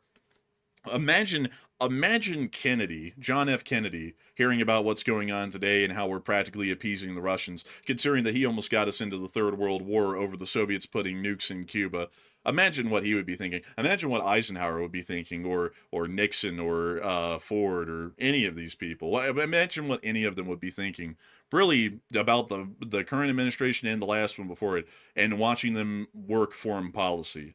I mean, this administration and the last one have worked foreign policy like absolute amateurs, like jokes, honestly. Like compared to every other period in history, like even the bad decisions back then historically that we made in foreign policy, at least there was a lot of building blocks there and a lot of logical deduction that went into those bad decisions. Nowadays, it just seems like there's no reasoning or knowledge or intelligence at all involved in foreign policy, which is really a shame because foreign policy, while it's very underplayed in, I guess you could say, modern American discourse, it's really as important as the home front is on the domestic political situation. Foreign policy is equally important because it affects directly how the United States exists and behaves in the modern world, especially on an economic level. So I'd have to say a big thanks to you for the support and help with this channel to keep it running. But I wouldn't say that about just Reagan. I'd say that really about any president from any political side from any era. Imagine them seeing what foreign policy looks like today. They'd all be rolling in their graves. They'd be spinning fast enough you could run a power plant off of them. But anyways, with that, we are on to the next one. And our next one goes to Putin Puppet, who puts in a 2. And thank you, Putin Puppet, for that support as well. And we also have a 2 from Merck, who said, knowledge is power and the LSA is strong. Hey, and knowledge is power. And the LSA is quite strong. I'd agree. And I got to thank you so much for the support and help with this channel to keep on running. Because if it wasn't for folks like you, we wouldn't be able to make this channel possible, and we wouldn't be able to keep it rolling. And so a big thanks to you so much once again. And some person in here, folks, just put in all caps, they are shadow banning everything on this channel. And my response to that is, no, we're not shadow banning. We're straight up banning. And now you're one of them. So, you know, there you go. A lesson learned, I suppose. But with that, we are on to the next one. And our next one goes to none other than SC Dear Girl, all the way from South Carolina. And thank you very much, SC Dear Girl, for that $20 support right there. And that's very generous of you, and we do appreciate that. And they said, you guys are the best and appreciate you. We appreciate you greatly, SC Dear Girl, for supporting the channel and always being here. We thank everyone so much for enjoying the show.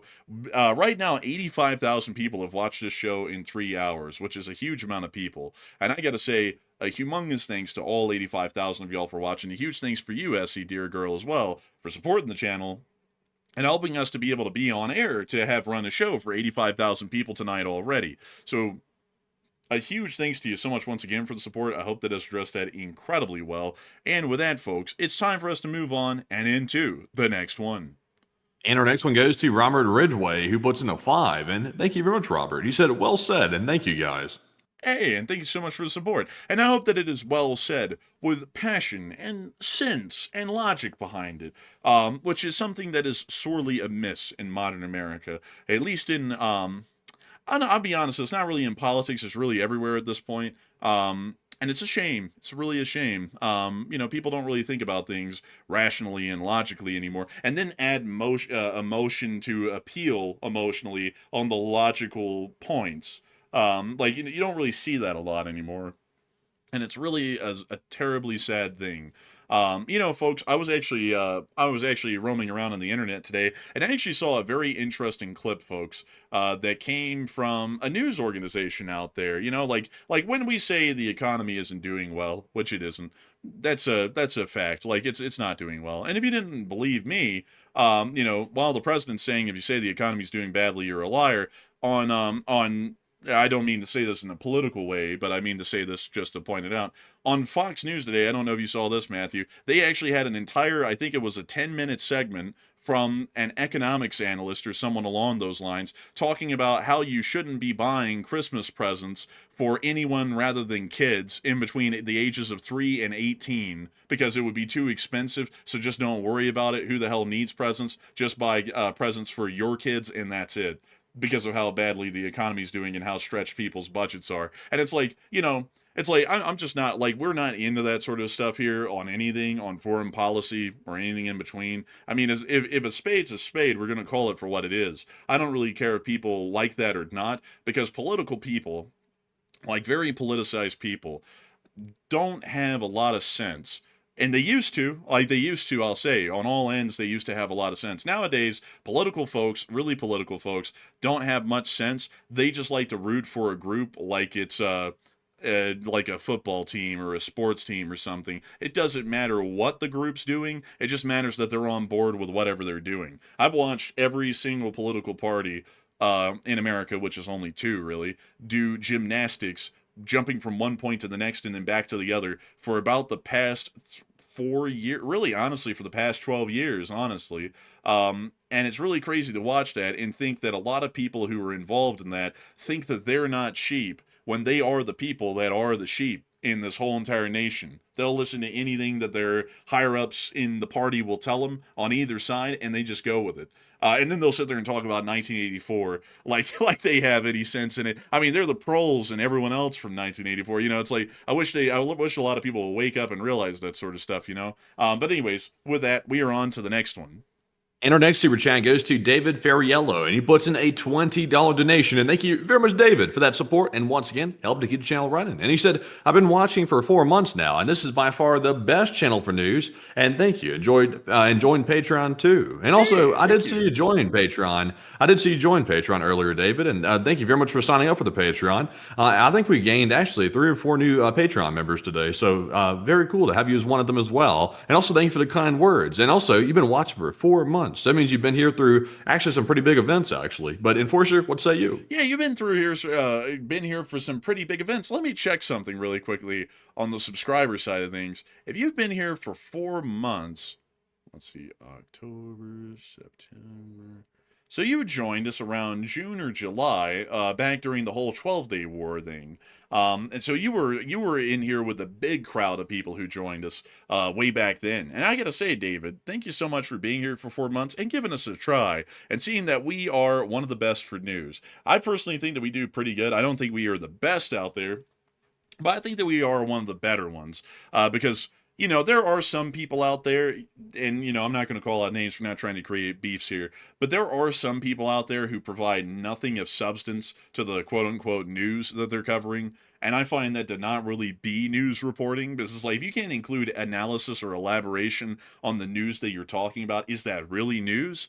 Or is that just, you know, pointing out what other people reposted? And I think that some people fall within that category, unfortunately, and it's not really high-quality news reporting, in my opinion. And I love to know that we are able to do that here. We have a great deal of knowledge, both Matthew and me, in different categories that really comes together in a perfect mix for us to really be able to talk about just about anything, especially in foreign policy, the military, and everything else in between, for us to be able to do really in-depth news coverage here on the channel, and short war videos, too.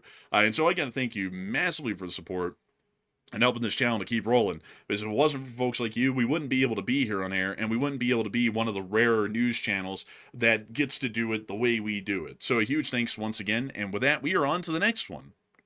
Also, by the way, folks, I don't know if y'all have realized it, but I think Russia has reactivated their bot farms or something, because I've noticed on my videos I've been putting out, also here in the live stream. Like, for example, tonight, I think I've gotten rid of like 60 or 65 or so bot accounts that have jumped in here.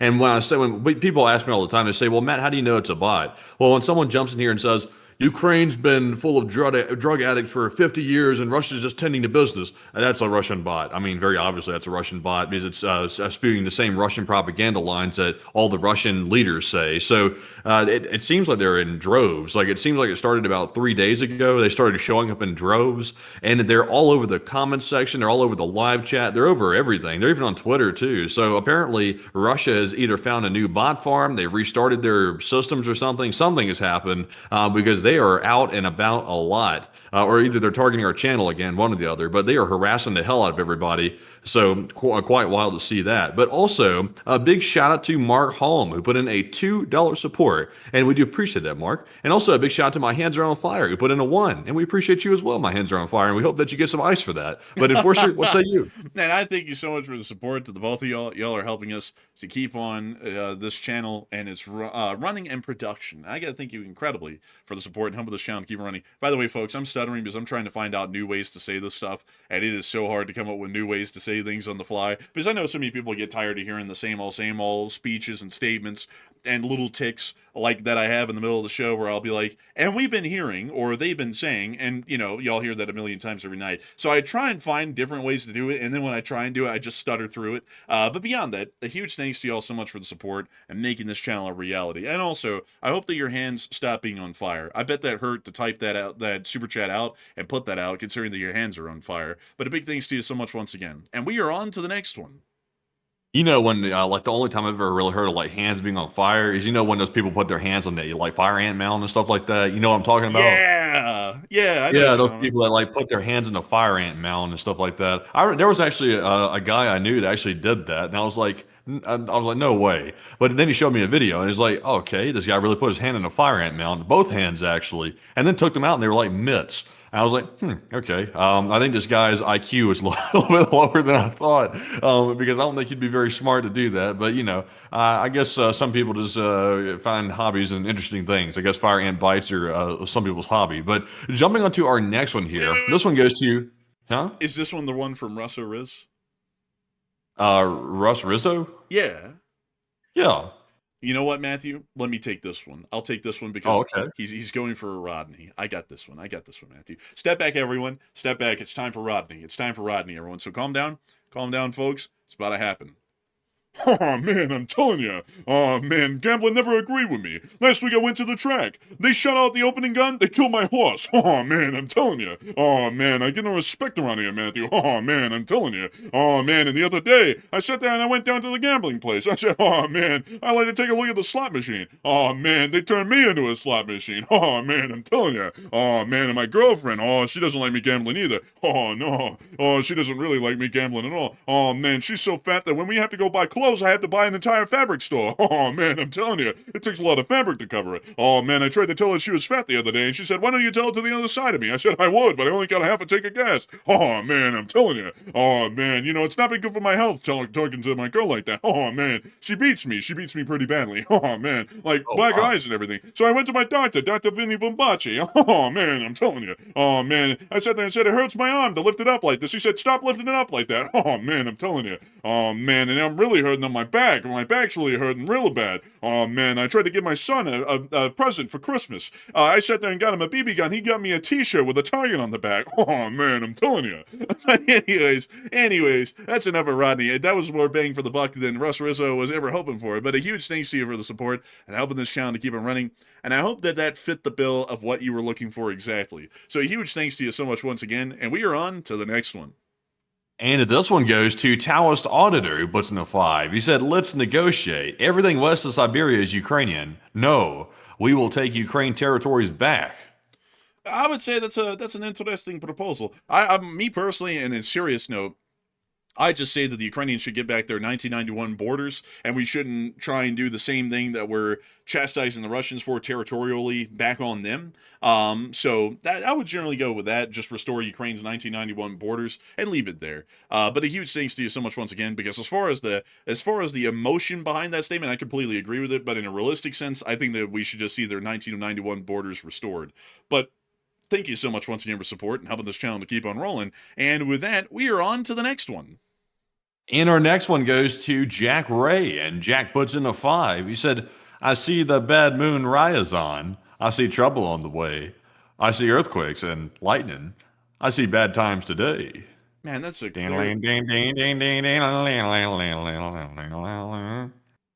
What was that supposed to be? Well, see, I think that was supposed to be a song. Like, I think he's putting in lyrics right there. So I was doing what's called beat making on the spot. I was trying to hammer out a little bit of a tune to go with that lyric. But you see here, I'm no musician, so it didn't come out quite right. That was Creedence Clearwater Revival's Bad Moon Rising. But an adaptation of it. And so when you did that, man, I was like, that is not the song at all. I was like, that is not the way it went. It was like, I see a bad moon arising, and then every line had that kind of rhythm to it. And then so when you did that thing at the end, ding ding ding ding, I was like, they did not end that like that, man. I was like, that is way up. Come on now.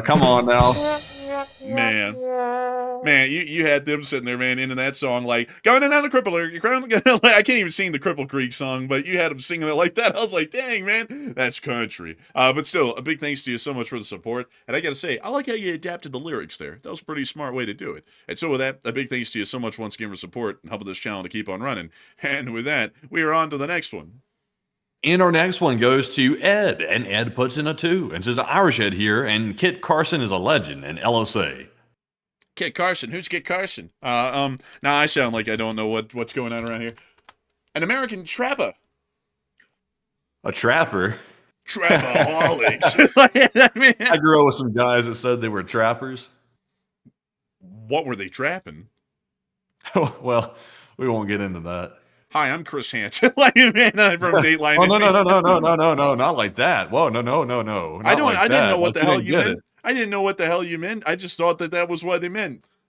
You know, like, people like, in the hood and stuff like that, they're trapping and stuff like that. I don't know what the hell you're talking about. Nah, man, I think they were tweaking. I think that's what that is. I think that's tweaking, dude. No. No. Man, honestly, I don't know where to go with that. But moving on out of it, it does appear that this guy was, let's see, an American frontiersman, trapper, wilderness guide, Indian agent, and U.S. Army officer. Wow. In case y'all didn't know, an Indian agent is a federal officer from the Board of Indian Affairs, which is the government agency that deals with the Indian tribes here in the United States. And they deal with the tribes. That's what an Indian agent does. He became an American frontier legend in his own lifetime through biographies and news articles. Exaggerated versions of his exploits were the subject of dime novels. Nowadays, that would be a $50 novel. That's what they call it due to inflation. His understated nature belied confirmed reports of his fearlessness, combat skills, tenacity, as well as a profound effect on the westward expansion of the United States. Huh, interesting. So basically this guy exaggerated the versions of his exploits, kind of like some people who write books that currently serve in the armed forces.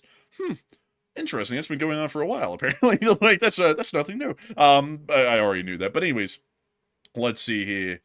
I don't really know a lot about this guy, to be entirely honest. But it does appear, dude, this guy, someone please get a towel to dry this man off. He is dripping. That guy right there looks like he was probably ruling the town. I think he was. I think he was. Let's see. We need to find another picture of this guy. Hopefully they have one. Well,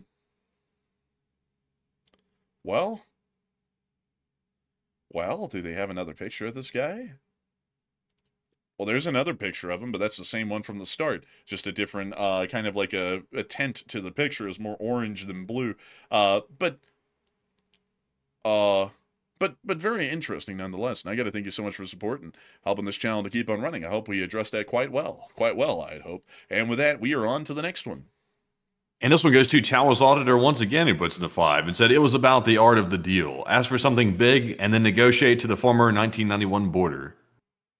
And that's an interesting idea, but I'll be honest with you, the current administration hasn't really inspired a lot of faith in me in their abilities in most foreign policy situations, so I don't really have a lot of high hopes with what they're doing here, because if it was some sort of a grand scheme to get them back to the 1991 borders, and this is how they're doing it, how come every other time they were doing other stuff that looked stupid, everyone would always say, oh, it's some elaborate plan, like it's Blackadder or something, like the Mr. Bean guy is saying, he's got Baldrick coming out going, Mr. Blackadder, I have a cunning plan, and then it always ends up being the goofiest implementation. Like, everyone went, oh, with the India-Pakistan thing, he must have negotiated the whole water deal and also the attack in Palagram, and then he didn't touch any of that. He just got a ceasefire in effect that didn't fix anything, and they were going to go to war later, or with Thailand and Cambodia, where we didn't fix who owns the temple. So we go all the way to getting a peace treaty, which is the farthest we can take it. I mean, that's literally the end of the road on a foreign policy level. That's wrapped up with a bow and everything. and we wrapped it up with a bow and everything, and it blew up because we still didn't fix the ownership deal. And the Cambodians planted a mine on a footpath in Thailand and ended up wounding another 2 soldiers. So that was a complete failure as well. And everyone always says that there's some sort of like he's either unpredictable or there's some huge rigmarole, crazy, convoluted gymnastic scheme that he has to get to a reasonable endpoint, but it never happens. It hasn't happened so far. And I'm not saying it doesn't happen because I'm biased. I'm saying it doesn't happen because we've given the benefit of the doubt in endless foreign policy scenarios this year, and none of them have ever turned out. They always turn out with the worst outcome possible. So generally, I would like to hope that that would be the case, but because of all the other foreign policy blunders that have happened over this year, I'm very doubtful that it will end up in anything beneficial. I actually think that the offer that was made today in Ankara was legitimately where we're at again. We're pretty much back to square one again with the Ukrainians. And so with that, I hope that does address it the best I can. And with that, we are on to the next one. All right, so moving on to our next super chat. This one goes to David Ferriello once again. He puts in a 10. He said, I live in Johnstown, New York, named after the Sir William Johnson, who was the head of the Indian Affairs Heirs. Oh, that's pretty cool. That's pretty neat. Johnstown, New York. Let me go pull that up. Johnstown, New York. Ah, here it is. It's in upstate New York. Hey! Let's give it up for upstate New York. And here's a bench with a lady on it made of bronze. This is Elizabeth Cady Stanton. I believe she is the founder of the American Red Cross, if I'm not mistaken. That's really cool. But still, really neat to know that there's a Johnstown here in the state of New York.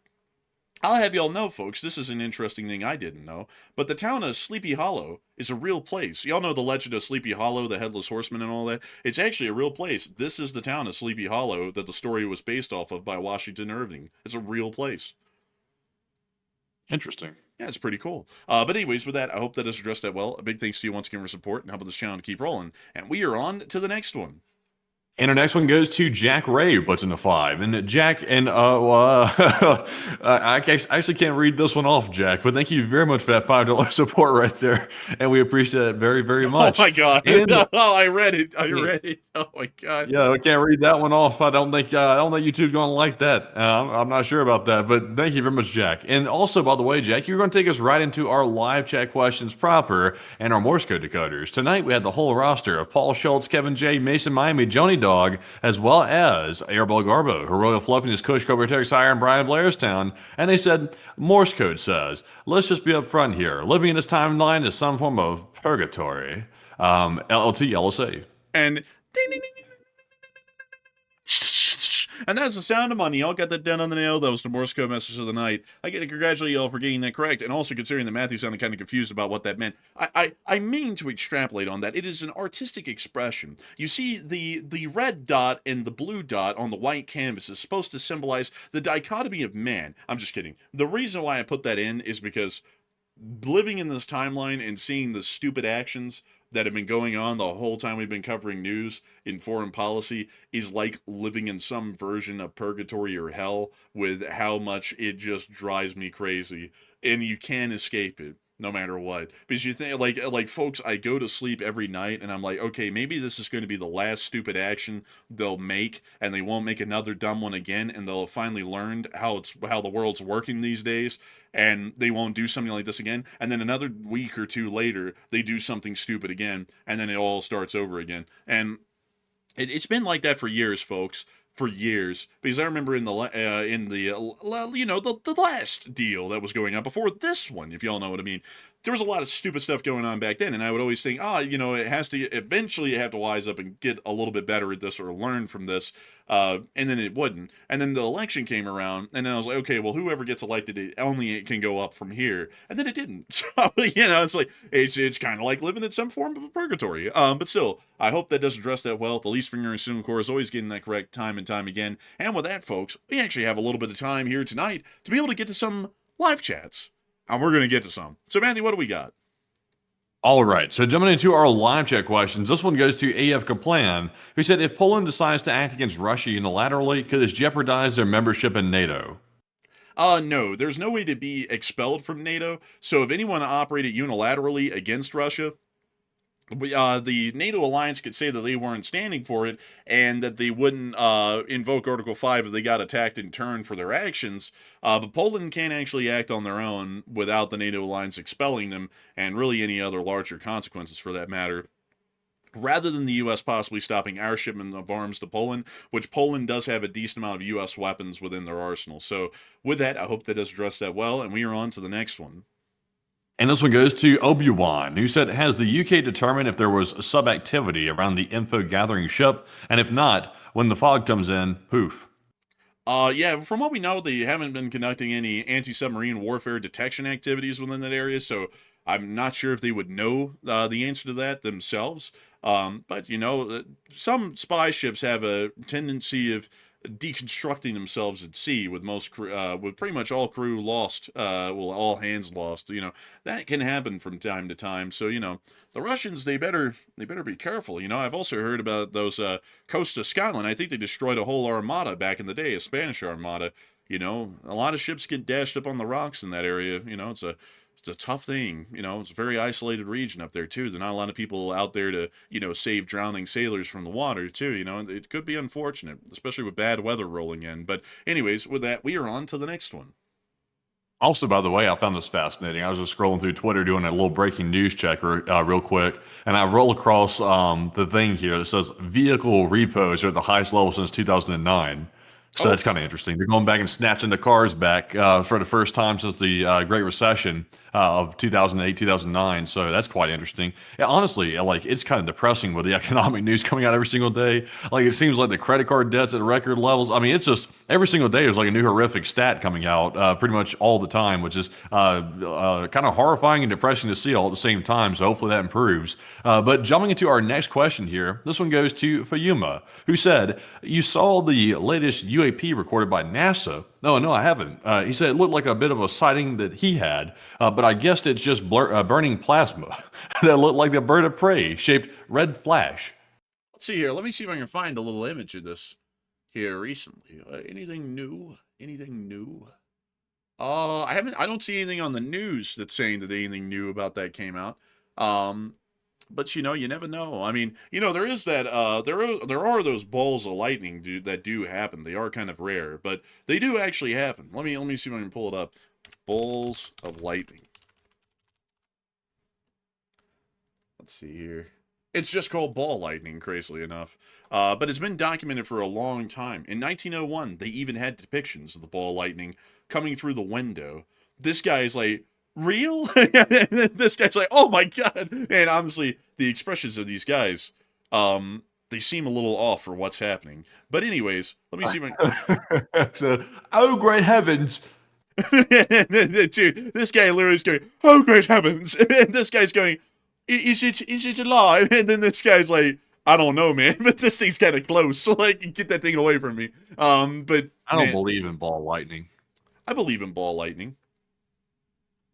If it's an unexplained phenomena and it looks like that, I mean, can we really say it's not something a little bit? I mean, look at that. I mean, you have the children scared, the wife's trying to get away from it.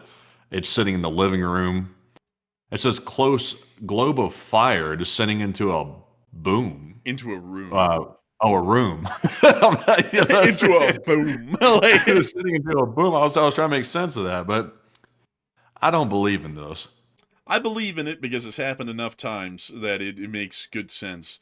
That black magic, that sick shit. Man, damn it, Jim, I'm a doctor, not an electrician. But let's see. Let me see if I can find y'all some images of the luminous orbs. Oh, here's one. That was filmed. That was actually a video, I remember. That was the one I was actually trying to look for. But they wander around. They're really wild. Very rare sort of a phenomenon, but they do happen from time to time. And I think this is one of the only ones that was ever filmed. The world is a crazy and mysterious place with this sort of odd phenomenon that sometimes happens. Yeah, it's really quite wild right there. Now, those UFOs are really a quite wild thing too. That he's talking about, these UAPs and stuff like that, like the orb of Mosul and stuff like that. Really sketchy. I'm not sure if that's ball lightning. Man, I don't think that's ball lightning. We better calm it down with the ball talk. I've actually heard that could get some people in in some offices excited. So we'll have to calm down with that. But beyond that, Hey, I'm busting balls here. look, Jack, you gotta understand that when someone hears about balls, but anyway, so we are on to the next one. And our next one goes to Andrew Honeycutt, who puts in a 2. He said, bots be trying to slide and they get faded quick on gang. Man, on God, man, slid for real, for real. Like, man, like rapping the stat on God, man. Like getting them like chopped cheese, man. What banding their ass so quick they busting it down on the white meat. I tell you, man. But beyond that, I gotta say a big thanks to you so much for pointing that out because Enforcer Matt and myself have been on that band hammer tonight, real extra. And I love to see it when some of them are like, man, they're suppressing free speech. It's like, hell yeah, ban. It's like yeah, we are. It's like this, like, you got free speech in the country, all for it. The First Amendment's a great thing.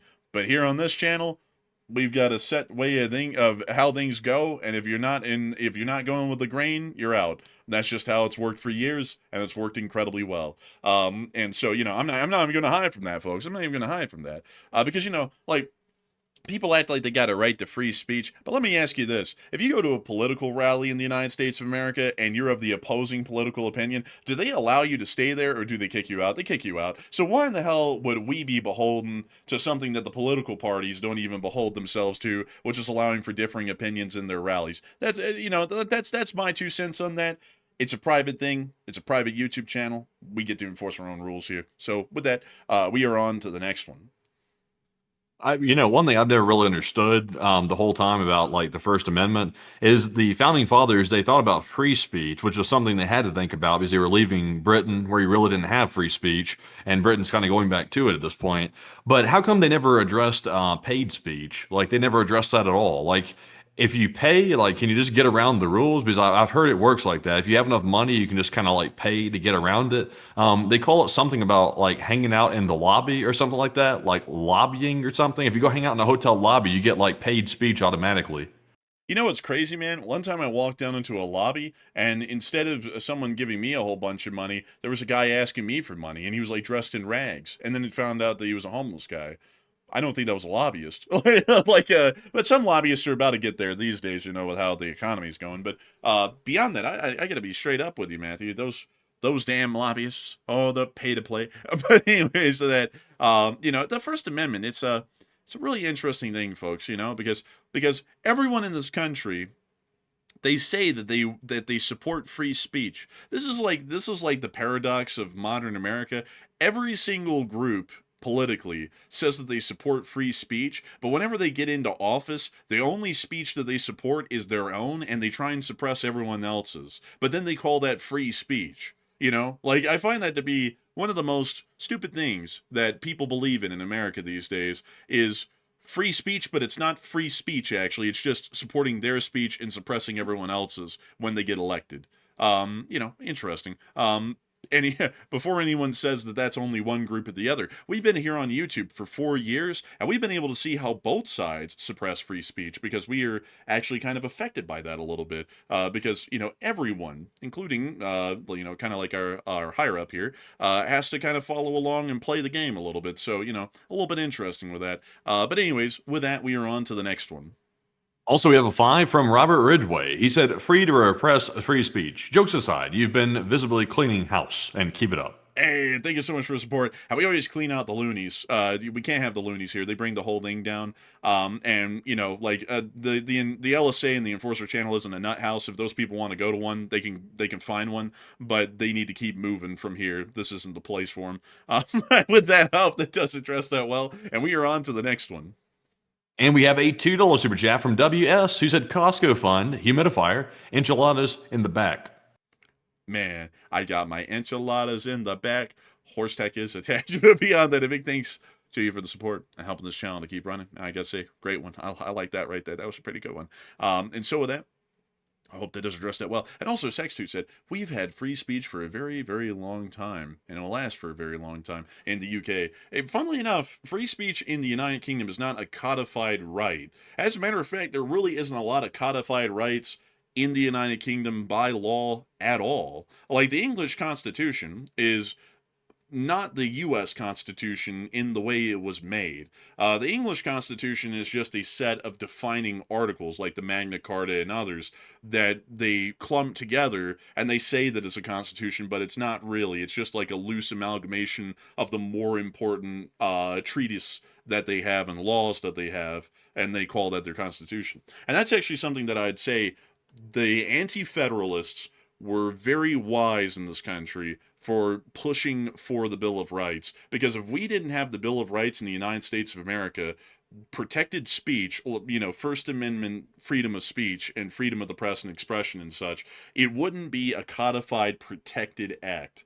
And it could be subject to great curtailing like it is in the UK, which is a really wild sort of a thing to think about, that it's just that one minor difference that makes speech, and in the UK this has actually happened a good deal historically, that makes speech easily curtailed in the UK historically over all of its history, while in America, speech has hardly ever been regulated, and usually there's a lot of pushback to any attempt. But with that, I hope that has addressed that, and we are on to the third to last question of the night. I'm still glad we left there. I'm still glad we left. I didn't personally leave, but I'm glad that the people before me kind of like headed over to the United States, because it looks like the free speech thing ain't so free anymore. But jumping into let's see here. Yeah, jumping into our next live chat question, because we are running over time. This one goes to AF Kaplan. He said, "Do you think Poland's being pressured by the U.S. to reopen the borders with Belarus?" Possibly, but I have a feeling that may have been a decision they made on their own, unfortunately, for their own dismay. But with that, I hope that does address that well. And we are on to the second to last question of the night.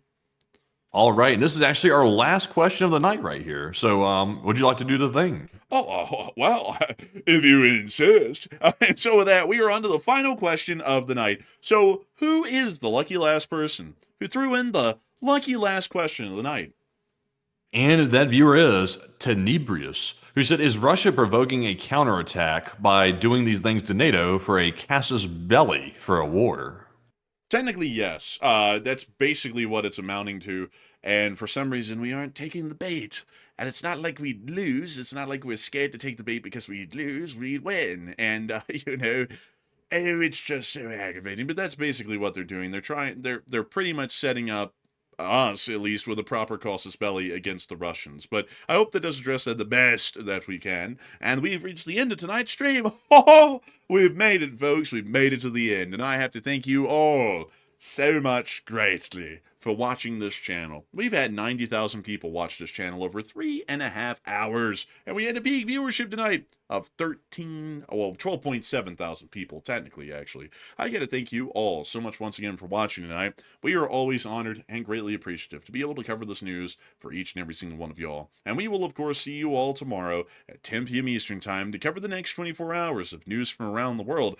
And if there is enough news in the middle of the day tomorrow, I, the Enforcer, will be the one making the short war summary video. I hope there is enough news, because I would like to make a short war video. And so with that, folks, we will see you all then. Good night, good luck, take care, stay safe, Slava Ukraini, Ram Slava, long live the Lee Spring Army, and of course, long live the Republic.